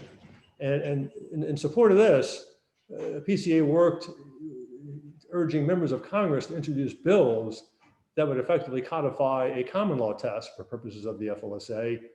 And even though we're mindful of the composition of the Congress, kind of split parties, one party representing or controlling the House, the other the Senate, that the probability of legislation actually getting enacted probably not too high, but we're still pursuing these bills, trying to line up co-sponsors in order to demonstrate to the Department of Labor that yes, there is support for this. So in the House bill, ended up getting 21 co-sponsors for the bill. And then also there was a Senate bill that was introduced by Senator Tim Scott, got 5 co-sponsors. And we also conducted multiple fly-ins. The most recent, I guess we have another one coming up in March 2020, but our prior fly-ins, we had fly-ins urging members to co-sponsor these bills. So more recently, as I think we discussed at prior board meetings, at least, the Department of Labor, in fact, did take action on the harmonization project. It issued a notice of proposed rulemaking to update the definition of employee for purposes of the FLSA, and it took that action on September 22nd. And we have comments due later this month, and PCA intends to submit comments on that issue. Next, I did mention the 2020 fly-in. At this issue, what we're going to be really pursuing is the companionship services exemption restoration again. And I take that back. This is the one that we had. Okay, during that fly-in, we pursued that. And we made multiple submissions to DOL urging rescission of the companionship service exemption. And also, we worked on getting additional signatories to a letter that was being submitted to the Department of Labor by Congressman Adrian Smith. And in fact, that letter went out this month with 10 signatures. And also PCA was engaged in multiple submissions to a General Government Accountability Office study, which also ended up being released just this week. And the GAO study, that was a study on the impact of the companionship services exemption. And our concern was that the study, if in fact it were to have concluded that as a consequence of the 2013 companionship services exemption, that caregivers earn much more money, families are much happier, and everyone feels much better off, that could have frustrated our efforts to urge a rescission of the 2013 regulations. But fortunately, the GAO study, which, as I mentioned, was just released this month or this week, concluded essentially that not much really progress was achieved. The pay rates really did not increase much, and yet it did create ongoing challenges for families and caregivers with respect to dealing with compliance with the companionship services exemption. Because what has happened now that the exemption, excuse me, is significantly restricted, many families and or other hiring entities have restricted caregiver hours, and it makes it more difficult for families to obtain the caregivers they need, made it more difficult for caregivers to find sufficient work opportunities. So it's really created these challenges that are effectively not going away. So that's where we stand on that. And we are hopeful that DOL will consider issuing regulations either maybe possibly this year, or in the event the Trump administration is elected for a second term, during that second term that might happen. Now, other activities PCA has been engaged in the past year, once the coronavirus pandemic hit, there was some movement afoot to urge an expansion of OSHA to cover independent contractors. Now, realizing that if that were to happen, and say if caregiver registries ended up having OSHA duties imposed on them with respect to caregivers, that could create problems for the independent contractor relationship. We submitted letters to the labor committees in the House and Senate urging that they not take that action. Fortunately, that action was not taken.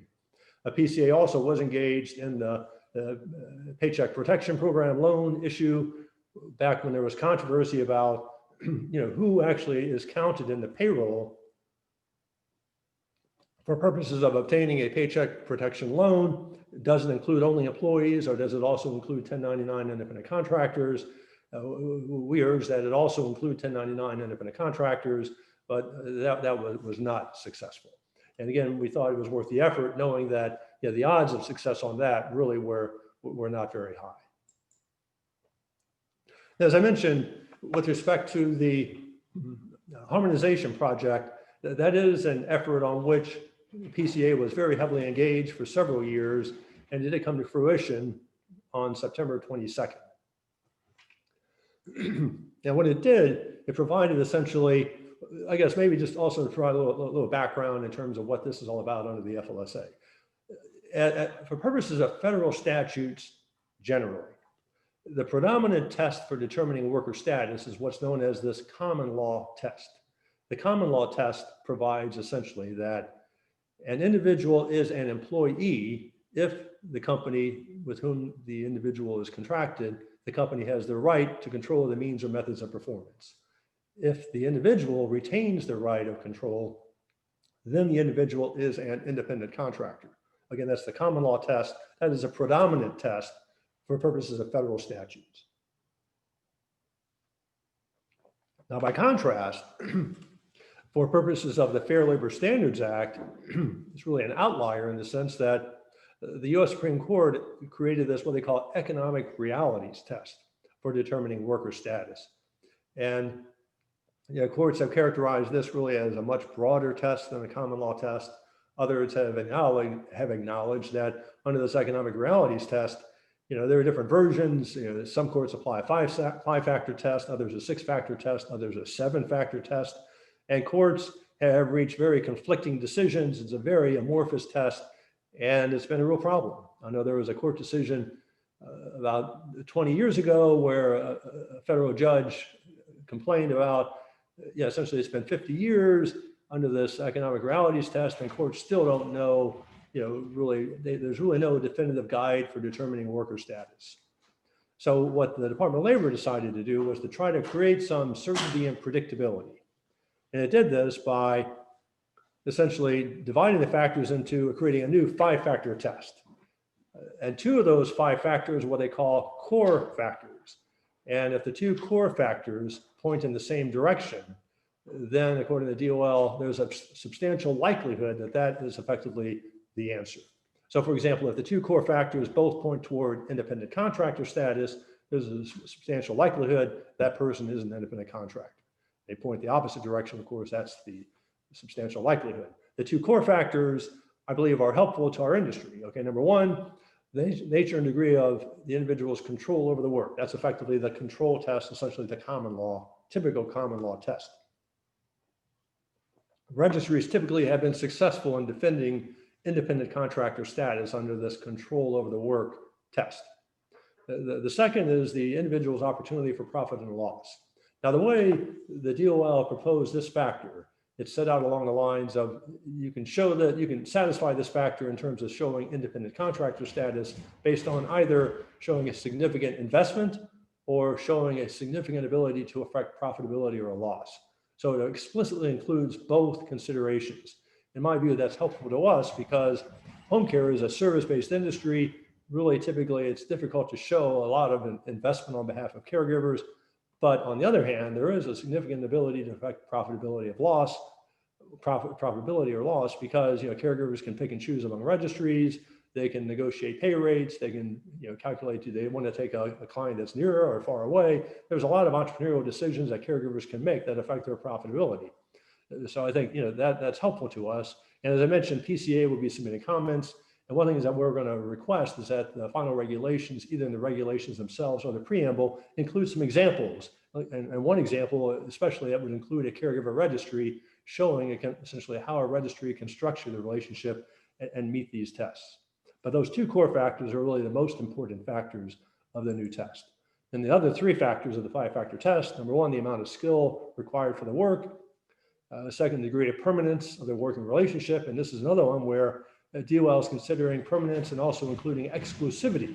Again, we'd argue, yes, do include exclusivity because the mere fact that someone has a permanent relationship can yield a false negative in the sense of someone could choose to work exclusively or develop a permanent relationship with a registry, but of their own free will. And our argument is include exclusivity, but only from the perspective of, does the registry mandate or does the company mandate exclusivity?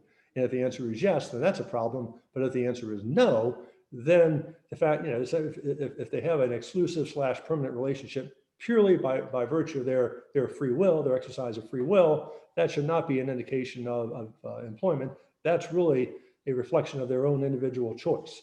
So again, I think it's a good opportunity to get clarity on that issue as well. The final clarification relative to these tests is a rule that DOL proposes that the actual practice should be more determinative than, say, theoretical or contractual opportunities. And what they mean by that is, the fact that a contract provides that, yes, you have the right to do whatever, that doesn't necessarily mean that they're going to do that in practice, because sometimes there can be other terms of the relationship that can restrict that right.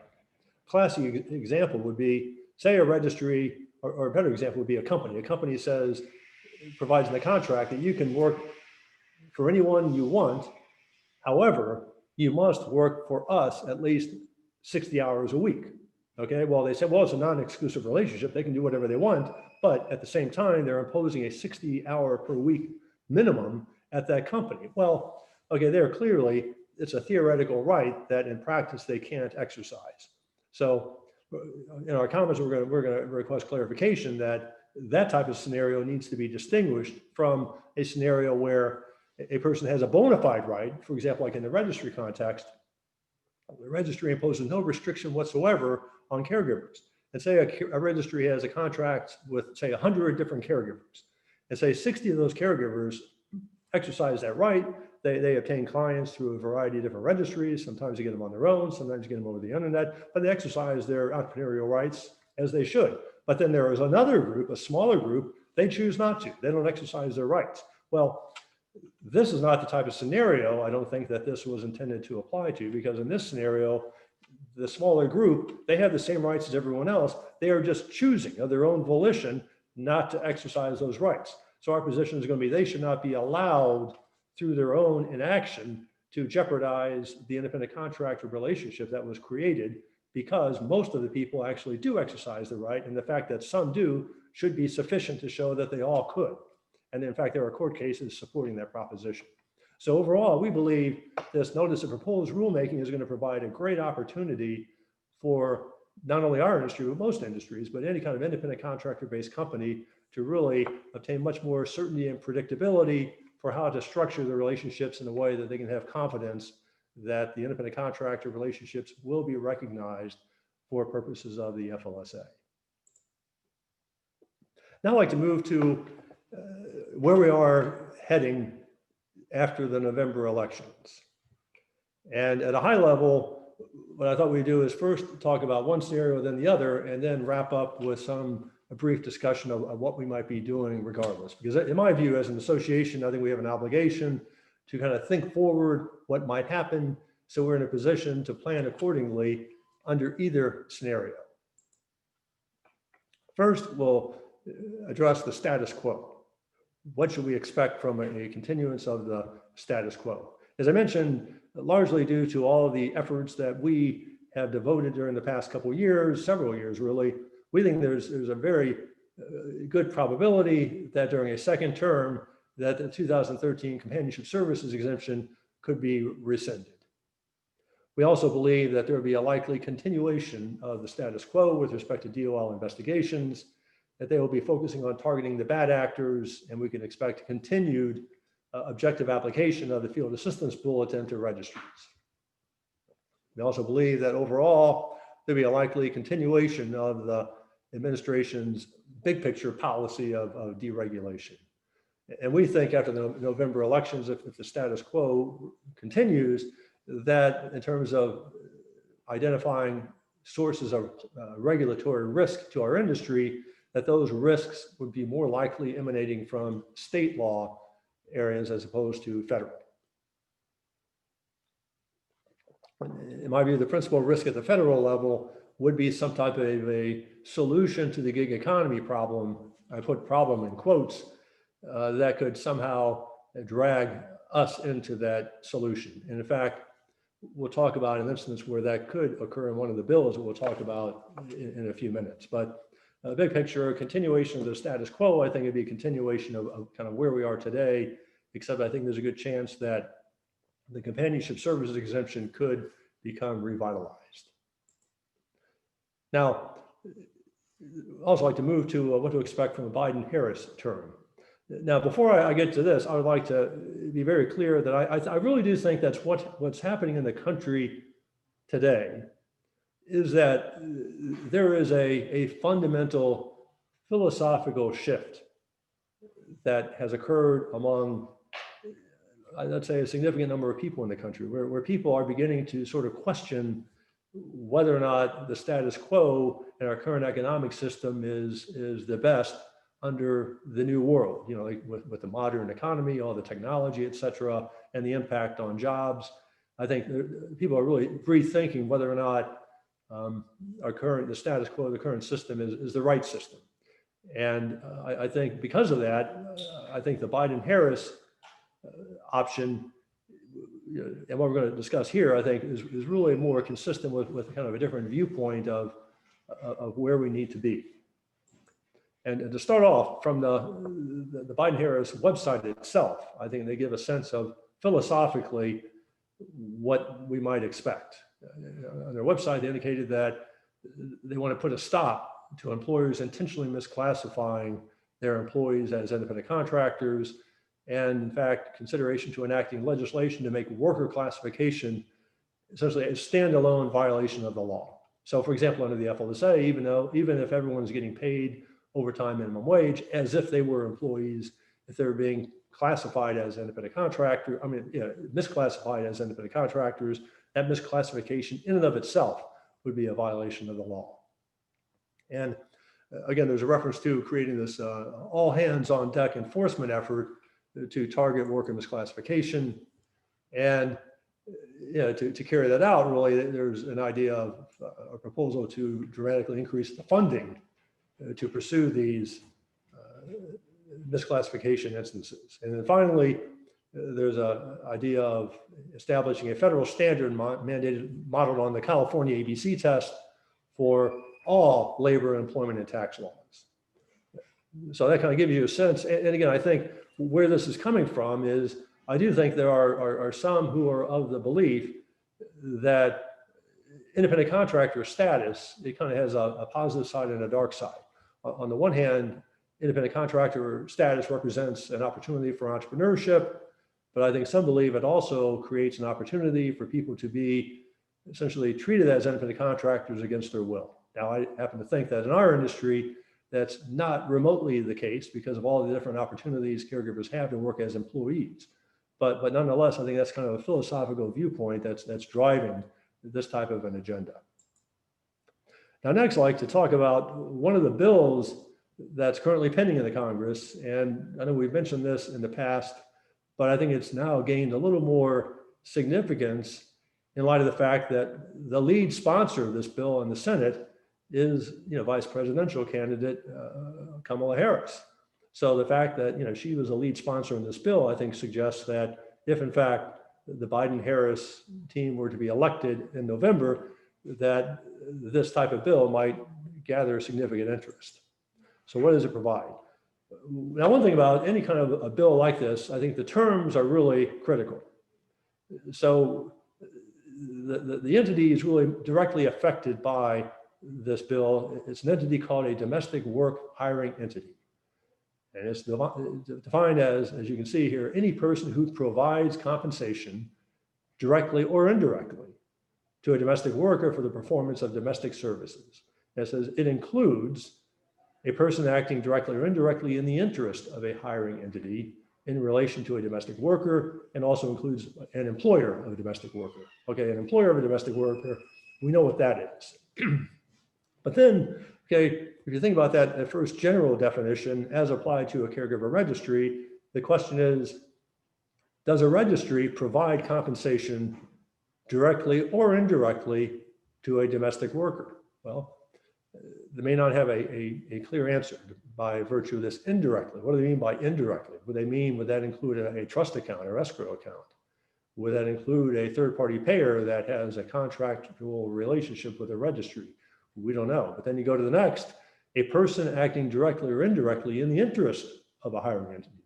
So a person, if you assume for the sake of argument that a family that pays the caregiver would qualify as a person who provides compensation to a domestic worker, then the question comes, do you think a registry could be characterized as a person acting directly or indirectly in the interest of a family in relation to a domestic worker? Well, that might hit a little closer to home. So under this definition, we don't know, but there is certainly a possibility it might cover a caregiver registry. But again, it's not clear, but it might. So then thinking about if you assume for the sake of argument that it does, then you move on to what would be the consequences. Well, one, if such an entity were to enter into a contract with a domestic worker and expect to provide compensation for at least 8 hours of work per week, then they need to enter into a written agreement with that domestic worker. Now, again, language here is important because, as we saw a minute ago, domestic work hiring entity includes not only a person who provides directly or indirectly the compensation, but also someone who is kind of connected with someone. Now here, to be subject to this written contract requirement, it applies only to a domestic hiring entity that, essentially with respect to whom the entity expects to provide compensation to a caregiver. So it seems here that unless the entity does or is expected to provide the compensation, it might not be subject to this written agreement contract requirement. So, but again, the direct or indirect, I don't know how that might play into it, but again, this applies only to an entity that actually is expected to provide the compensation.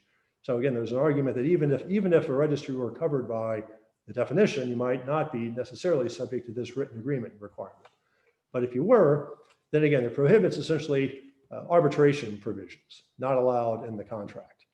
And it also includes a long list of items that you need to include.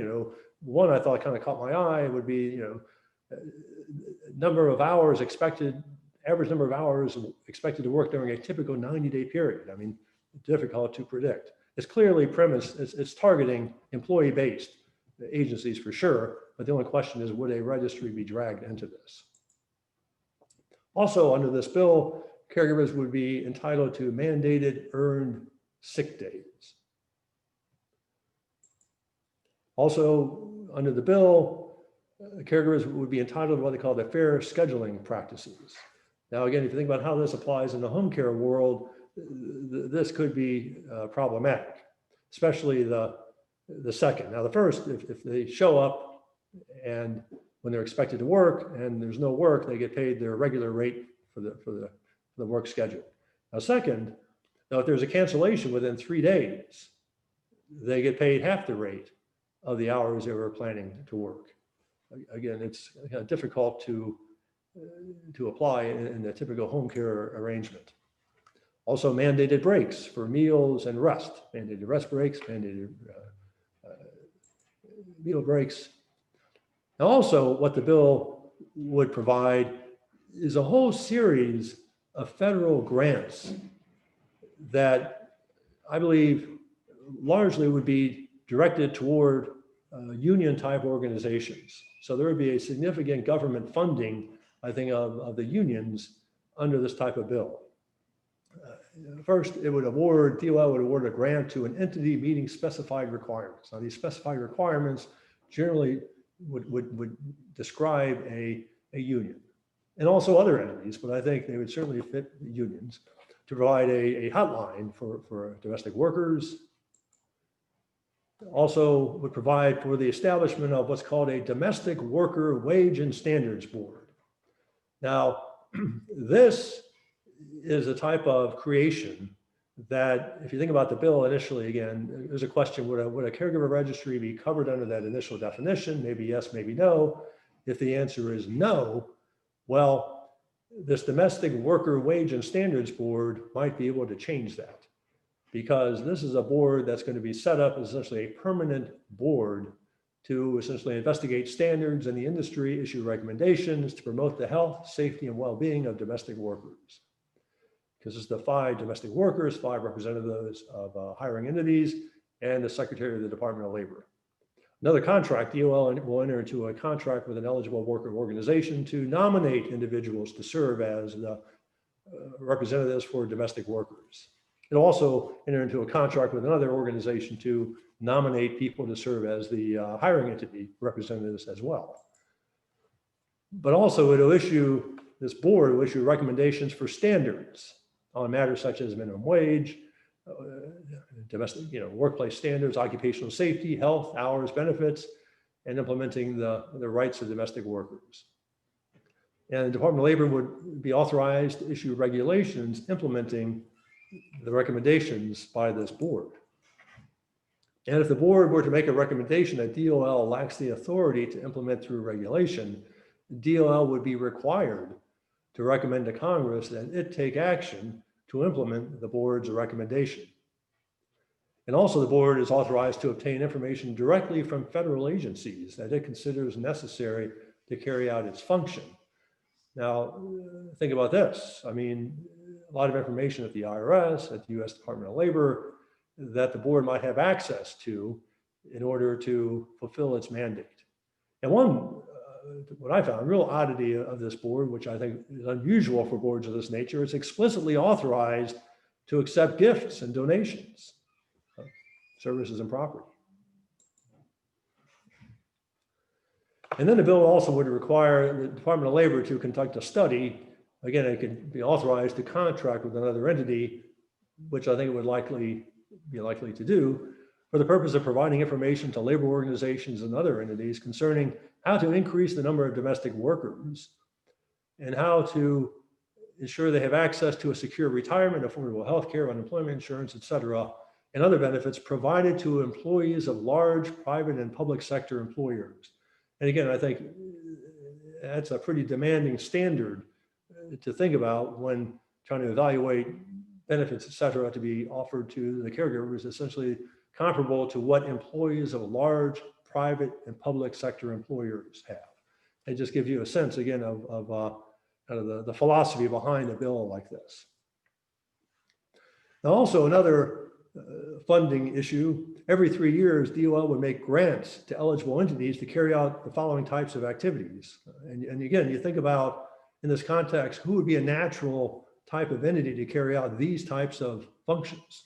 Outreach, employment training, literacy assistance, developing education, customized career technical education, creation and maintenance of training related placement services, et cetera.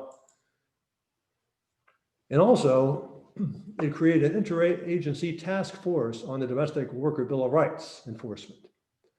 And DOL, after consultation with this interagency task force, would make grants to other eligible entities, again, more grants, to expand and improve cooperative efforts between federal agencies and members of the community to enhance enforcement of the Domestic Bill of Rights, educate domestic workers of their rights, and of course, educate domestic work hiring entities of their responsibilities under the Act. And it would also provide mediation services between private employers and workers. And again, you think about what types of organizations are currently capable of, or currently do provide mediation type services to resolve workplace disputes. It would provide assistance to domestic workers in filing claims. It would even monitor compliance by domestic work hiring entities to ensure they're complying with the Domestic Worker Bill of Rights. And it would establish networking for stakeholders.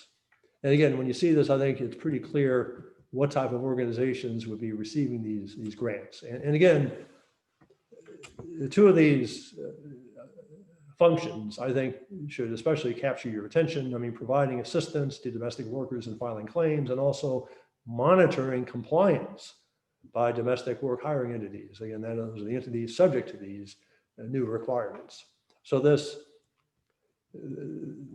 entity would have substantial oversight authority over the marketplace.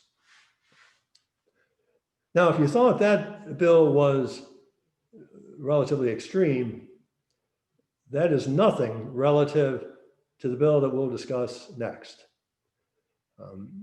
The Worker Flexibility and Small Business Job Protection Act was introduced just a few weeks ago. And it is in my view, one of the most extreme bills I think I've ever read.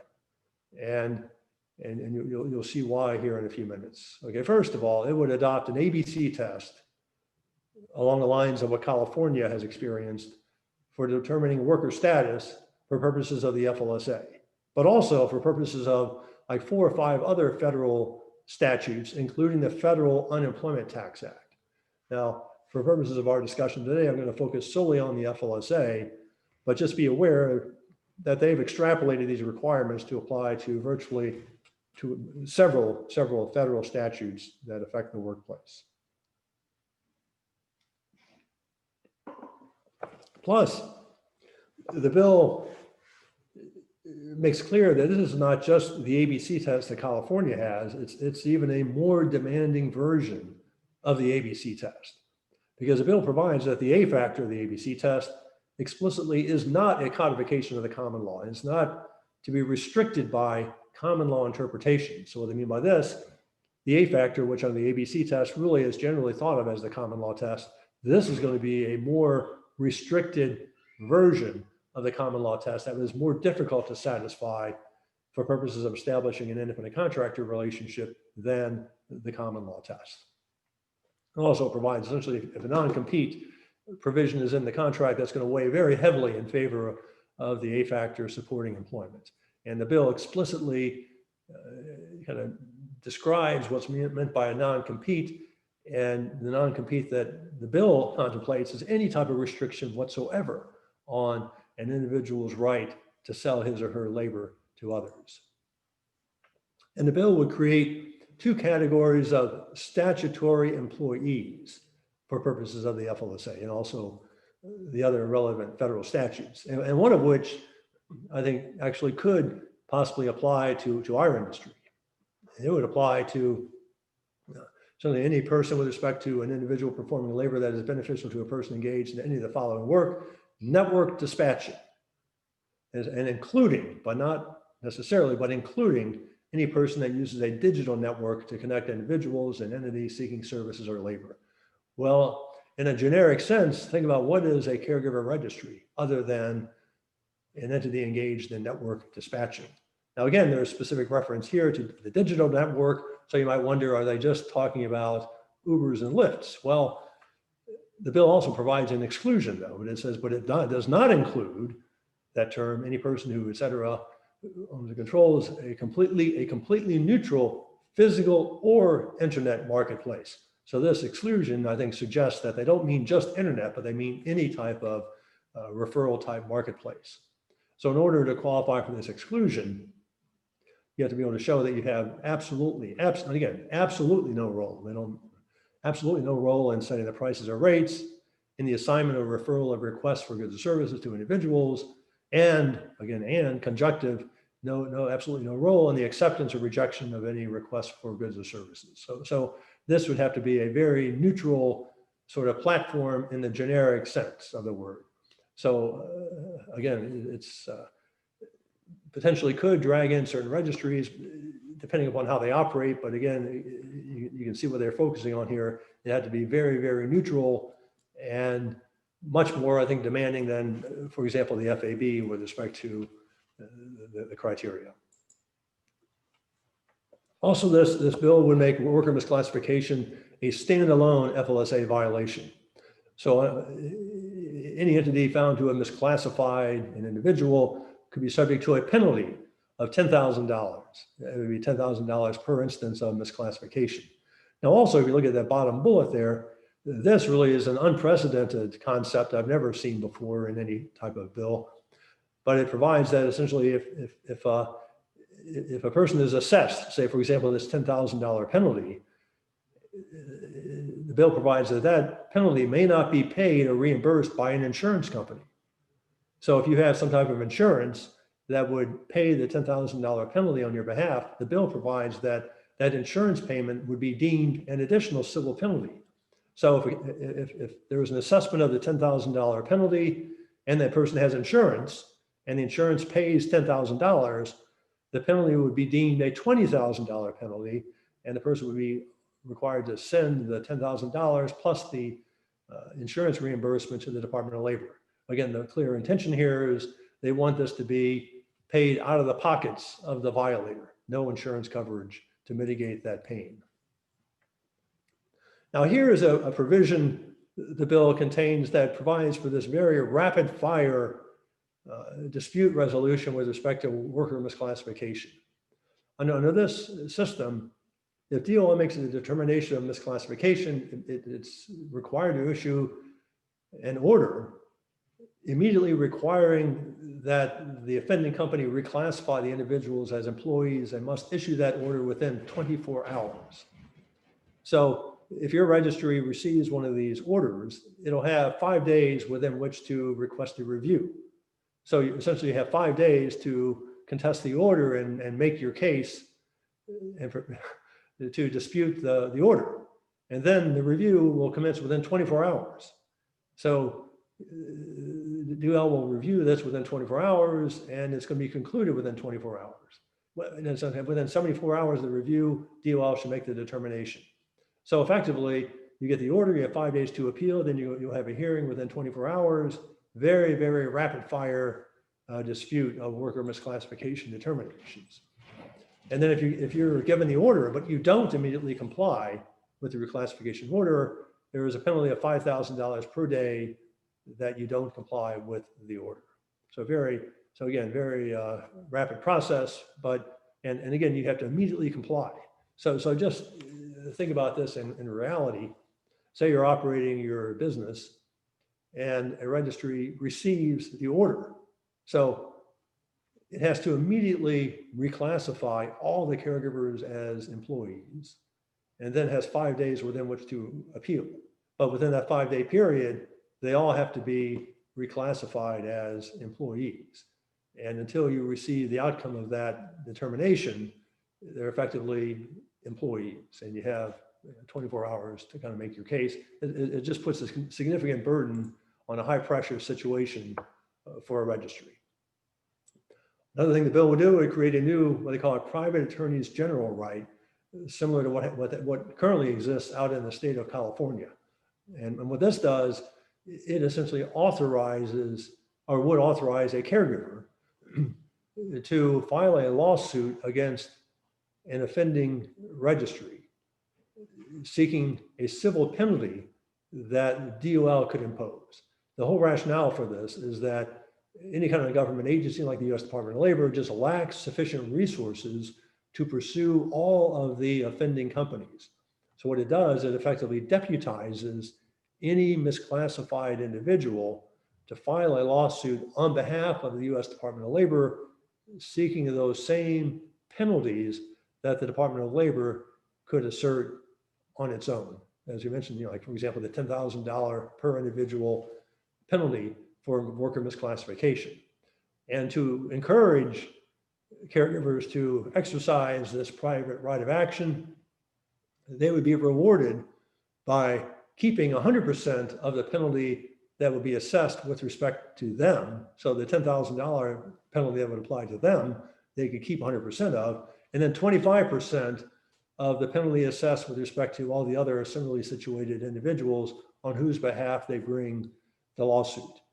And I can tell you in California, where this private attorneys general right exists, courts have held that that is not subject to arbitration, and they could bring those private rights of action even if they've signed an arbitration provision. So, and these private attorney general claims have really created quite a bit of problems for companies in the state of California.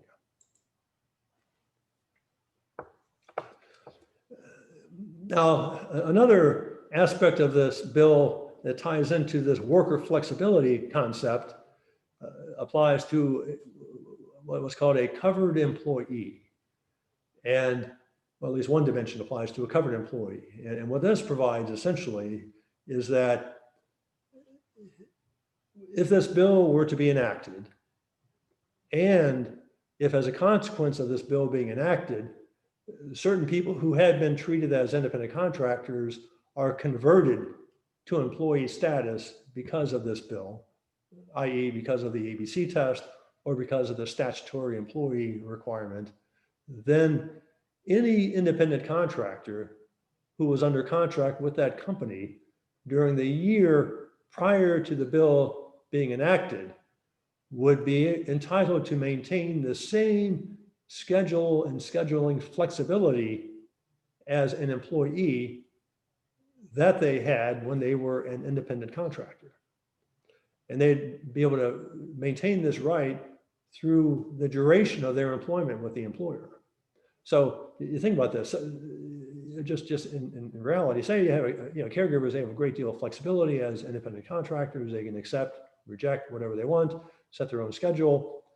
Well, say a registry converts after a bill like this were enacted, well, those caregivers as employees would retain those same rights. They retain those same rights, and again, for the duration of their employment.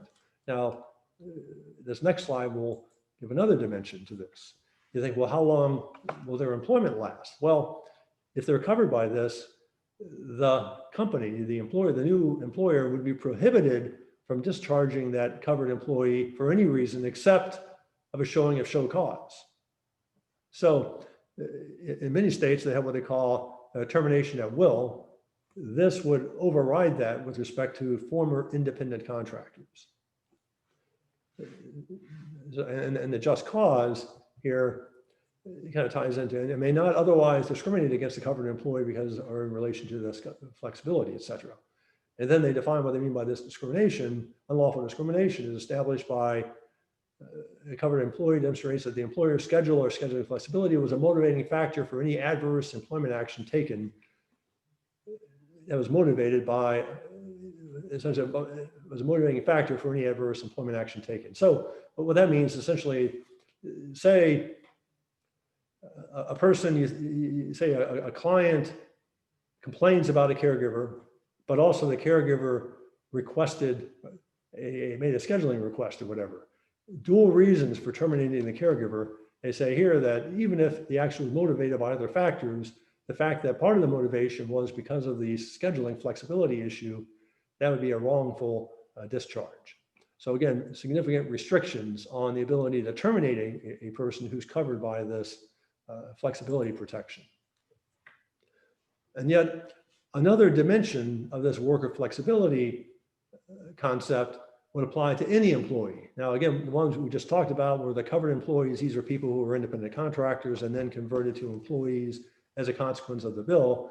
Now, this dimension, this issue here applies to any employee, provides that any employee shall have the right to request to have the work schedule that the employee desires. Okay, that's any employee of any employer. And then it says that essentially an employer may not discharge or discriminate against an employee for making a request. Okay, so then also it says that the employer shall either grant the request in full or provide the employee with a written justification for any portion of the request that's denied. So again, this is any employee. So think about your office employees. Okay, you have an office employee who submits a request, says, look, I think I'd like to work Monday, Wednesday, and Thursday, but never Friday and not Tuesday. So they submit the request to you and you say, well, no, we'd like you to work all 5 days.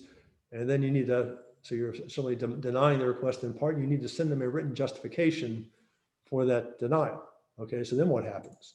Well, if you don't grant the request in full, the employee may request a review of your decision by the Secretary of Labor.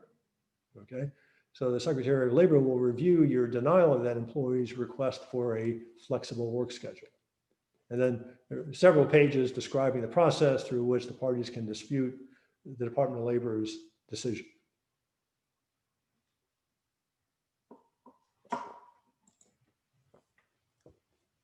And in terms of your rationale for denying an employee's request, the only basis acceptable for denying an employee's request for a flexible work schedule is a compelling business necessity. And you can see the permitted grounds here. We don't need to really get into the details, but I think you get the point. Also, just kind of wrap up, so the bill would provide an expanded definition of joint employment under the FLSA. As you might be aware, the Department of Labor issued regulations kind of redefining the concept of joint employment, providing a little higher degree of predictability, certainty. Now, a district court in New York has struck down those regulations. I think there's a good chance that that decision will be appealed by the Department of Labor. Now, under a bill like this would effectively supersede those joint employer regulations. It would create a new expanded definition of joint employment.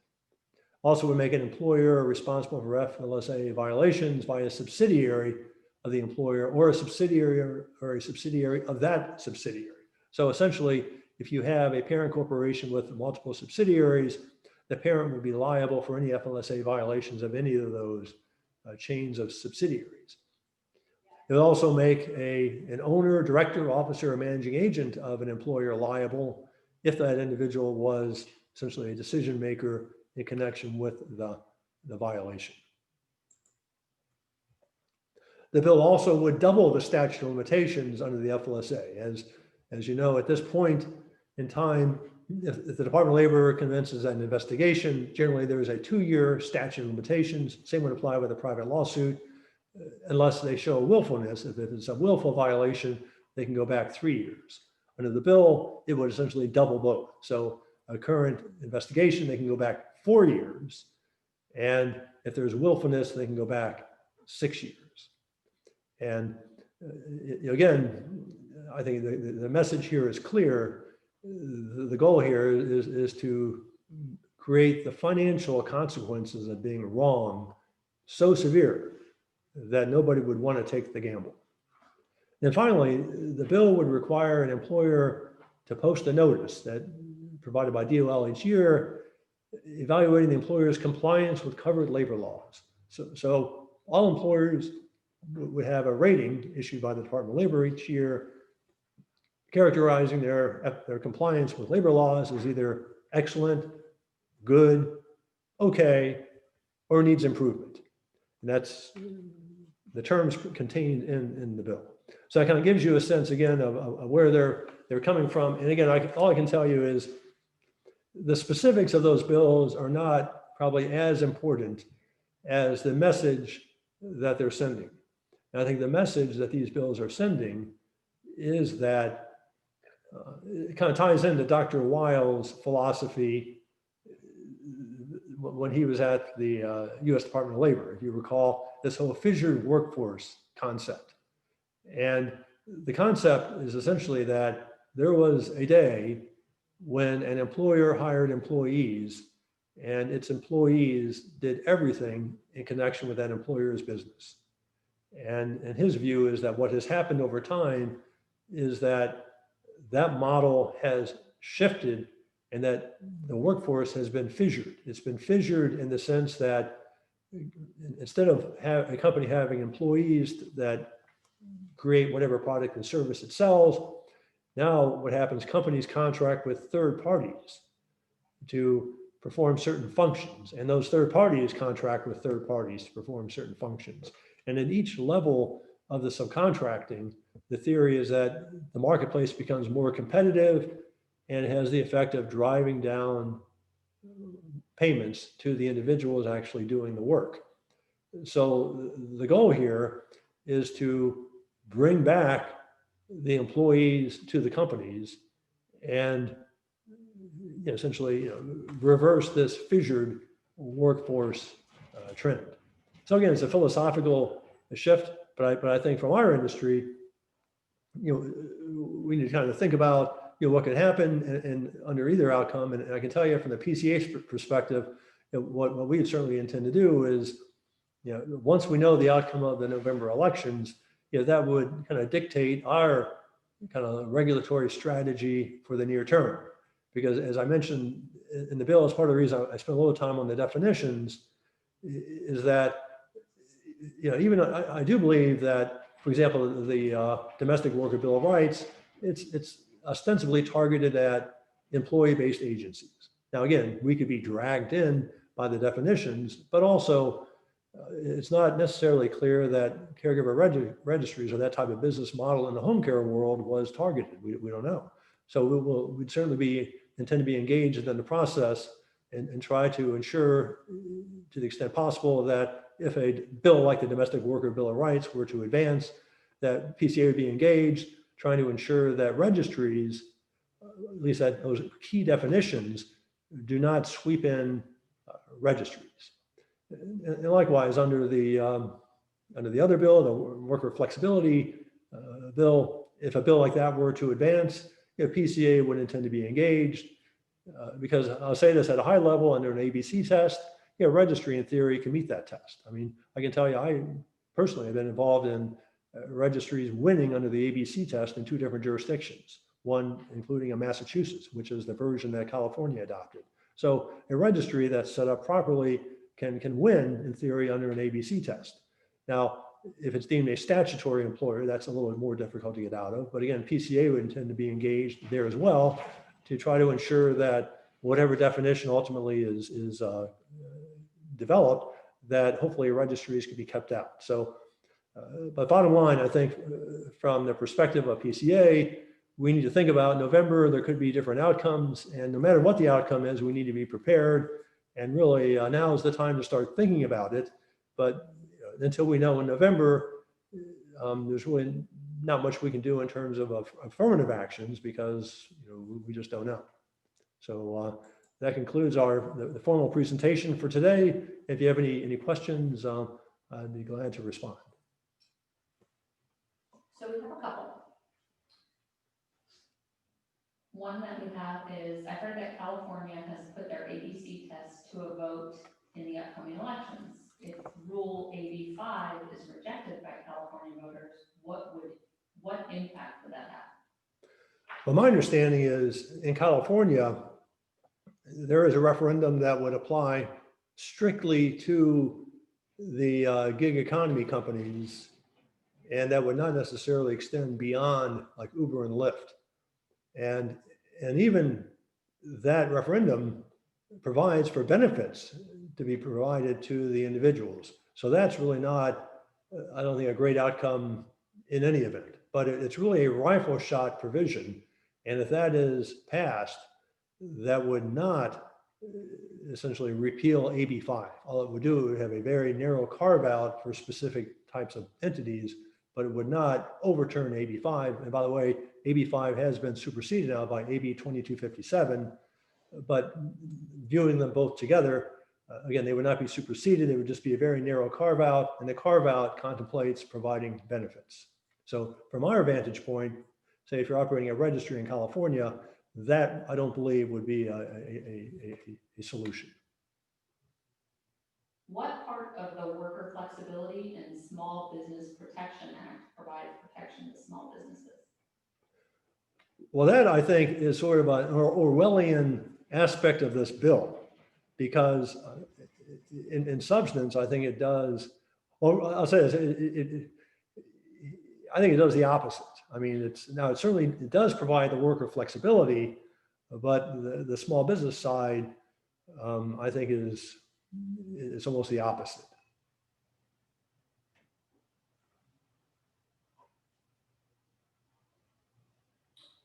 Okay, if we don't have any more questions, which is unbelievable.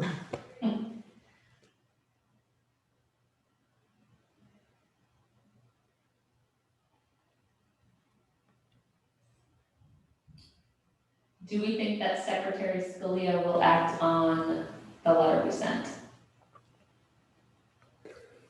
Well, I think, well, I'll say there had, I guess to be clear, there have been several letters submitted on this issue. If you're talking about the companionship services exemption, there have been numerous letters submitted by members of Congress. PCA has submitted its own letters. There have been meetings. There's been a whole series of activities undertaken on behalf of PCA urging DOL to take action. And again, will the Department of Labor act? Nobody knows. I think the momentum is certainly in our favor at this point. And again, the question is, if the answer is yes, if the Department of Labor will act, and I think there's a high probability the answer is yes, the question is, would it happen before the end of the term, or would it be a second term issue?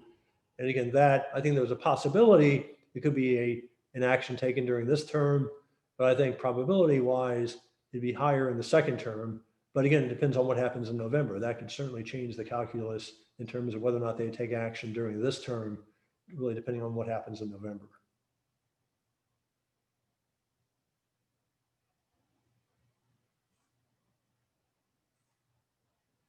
How soon after a Biden-Harris admin gets into the office would these two bills pass?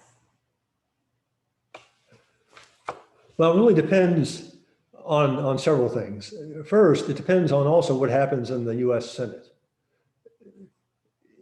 At this time, as I think everyone on the call is aware, at this time, the Republicans hold the White House, the Republicans control the Senate, the Democrats control the House. Okay, with the current configuration in the Congress, there's been largely an impasse in the Congress because the Democrats in the House can't agree with the Republicans in the Senate, and the Republicans in the Senate can't agree with the Democrats in the House. So there's been largely an impasse. Now, if Biden and Harris win in November, the next question is, well, what happens in the Senate? Okay, if the Republicans continue to control the Senate, then I think the probability for these bills to pass, I think is very low. They certainly could pass in the House, in the Senate, likely not. Now, in the event the Democrats win the White House, they win the Senate, and they win the House, so they control the House and the Senate, and they're in the White House, well, that dramatically increases the probability that these bills could be enacted. Now, in terms of timing, I think that would depend upon where this labor issue is in the overall agenda. Because in the presidential campaign, there is a long list of issues, everything from the environment to foreign affairs. There were several, like the Paris climate change, the Iran deal, all these issues that the Biden-Harris campaign have staked out strong positions on. We just don't know in terms of the list of priorities, where would this fit? Where would these bills fit in those list of priorities? They could be toward the top, they could be toward the bottom. If they're toward the bottom, then it might be quite some time before any action were taken. If they're at the top, then they could be part of the first 100 days objectives of what they're trying to accomplish. Because also, an important factor is, after 2 years, they're what they call the midterm elections. So again, they will be, I'm sure, thinking through, whatever actions they take, what would be the implications for the midterm elections? Are these actions they'd rather take before the midterm elections? Is it going to be helpful, or is it something they'd rather take after the midterm elections? Again, it depends on their political calculus, where they really see this fitting in. So at this juncture, again, there are a lot of ifs. We don't know who's going to take the Senate or control the Senate. We don't know who's going to win the White House. If they win the White House, again, depends on where we are. If they win everything, depends on where this issue sits on the list of priorities. Do you believe there will be a big legal challenge for these bills if passed? Well, no, I've heard from some with respect to the worker flexibility bill, and again, these are lawyers who I have to say are more free market oriented, and they expressed some pretty strong belief that that bill would be essentially a taking, and it would be unconstitutional. So I think there probably could be litigation on the worker flexibility side. Domestic worker bill of rights, I think that would be I'm not sure if that has such brazen constitutional issues as the worker flexibility bill. If the Democrats get all three branches, will there be opportunity for PCA and other industry associations to lobby for language in these bills? Well, I think I would say regardless of allied branches or not, I think PCA would intend to affirmatively engage in the event. Again, the big issue would be if the Democrats win all three. Okay, they win the White House, they control the House, they control the Senate. Okay, that's when these bills would have the highest probability of success. And I think, our intention would be to engage in these bills, regardless of whether they reach out to us, to affirmatively make the case. And again, I think even under the philosophy that I described about how there's been kind of shift in philosophy, I do believe registries have a compelling story to tell, regardless of who's in power. Now, I think that was illustrated during the 2013 regulations, when the Obama administration was eliminating or substantially restricting the companionship services exemption. PCA was very engaged in the process, meeting with people very philosophically focused on the worker rights side. I think registries play a very positive role on the worker rights side. So I think we have a very compelling story to tell, regardless of who wins. I think in terms of the free market side, we have a very compelling story to tell on the free market side. But I think on the worker rights side, we have an equally compelling story to tell, because I think the data certainly would show that caregivers being empowered to work independently provides them with greater financial bargaining power than if that opportunity were taken away. Because I think it's highly likely that if the registry model were eliminated and all that was left was the employee agency model, I think there would be a lot of tendency there to drive down wages, because I think registries right now provide competitive forces that keep pay rates up. They raise pay rates for caregivers, even the W-2 caregivers. I think they're paid more because of the upward pressure on pay rates that registries create. So I really think either way, we have a compelling story to tell. And I think we'd be pursuing that regardless of the outcome in November. The Biden-Harris proposals you mentioned, would they apply to patients hiring caregivers directly on their own? Well, interestingly, on the Domestic Worker Bill of Rights, it would explicitly retain what's left of the companionship services exemption. So the families would still be protected under what remains of the companionship services exemption. And my sense is that the families really are not the target under either of those bills. But I do think that under the Domestic Worker Bill of Rights, especially if you focus on the multiple grants that are going to be awarded, the new board that would be established, I think that bill is clearly creating a segue toward the unionization of caregivers. I think that's what that bill is doing. And I think, if say, for example, that Domestic Worker Bill of Rights were to be enacted and it were to remain law for an extended period of time, I think there's a good chance that would evolve into essentially a unionization of caregivers. Now, to what degree, would it be half, 60%, 70%, 100%? Over time, I don't know, but I think that is, a clear intention of that bill. Is it the intent of the Worker Flexibility and Small Business Protection Act to apply to all industries, all businesses, regardless of size? Yes.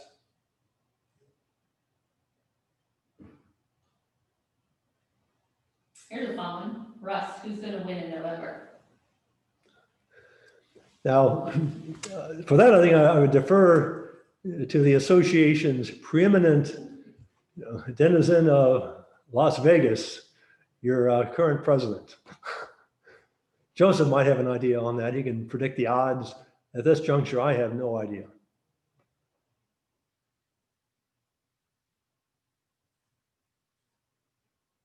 Okay.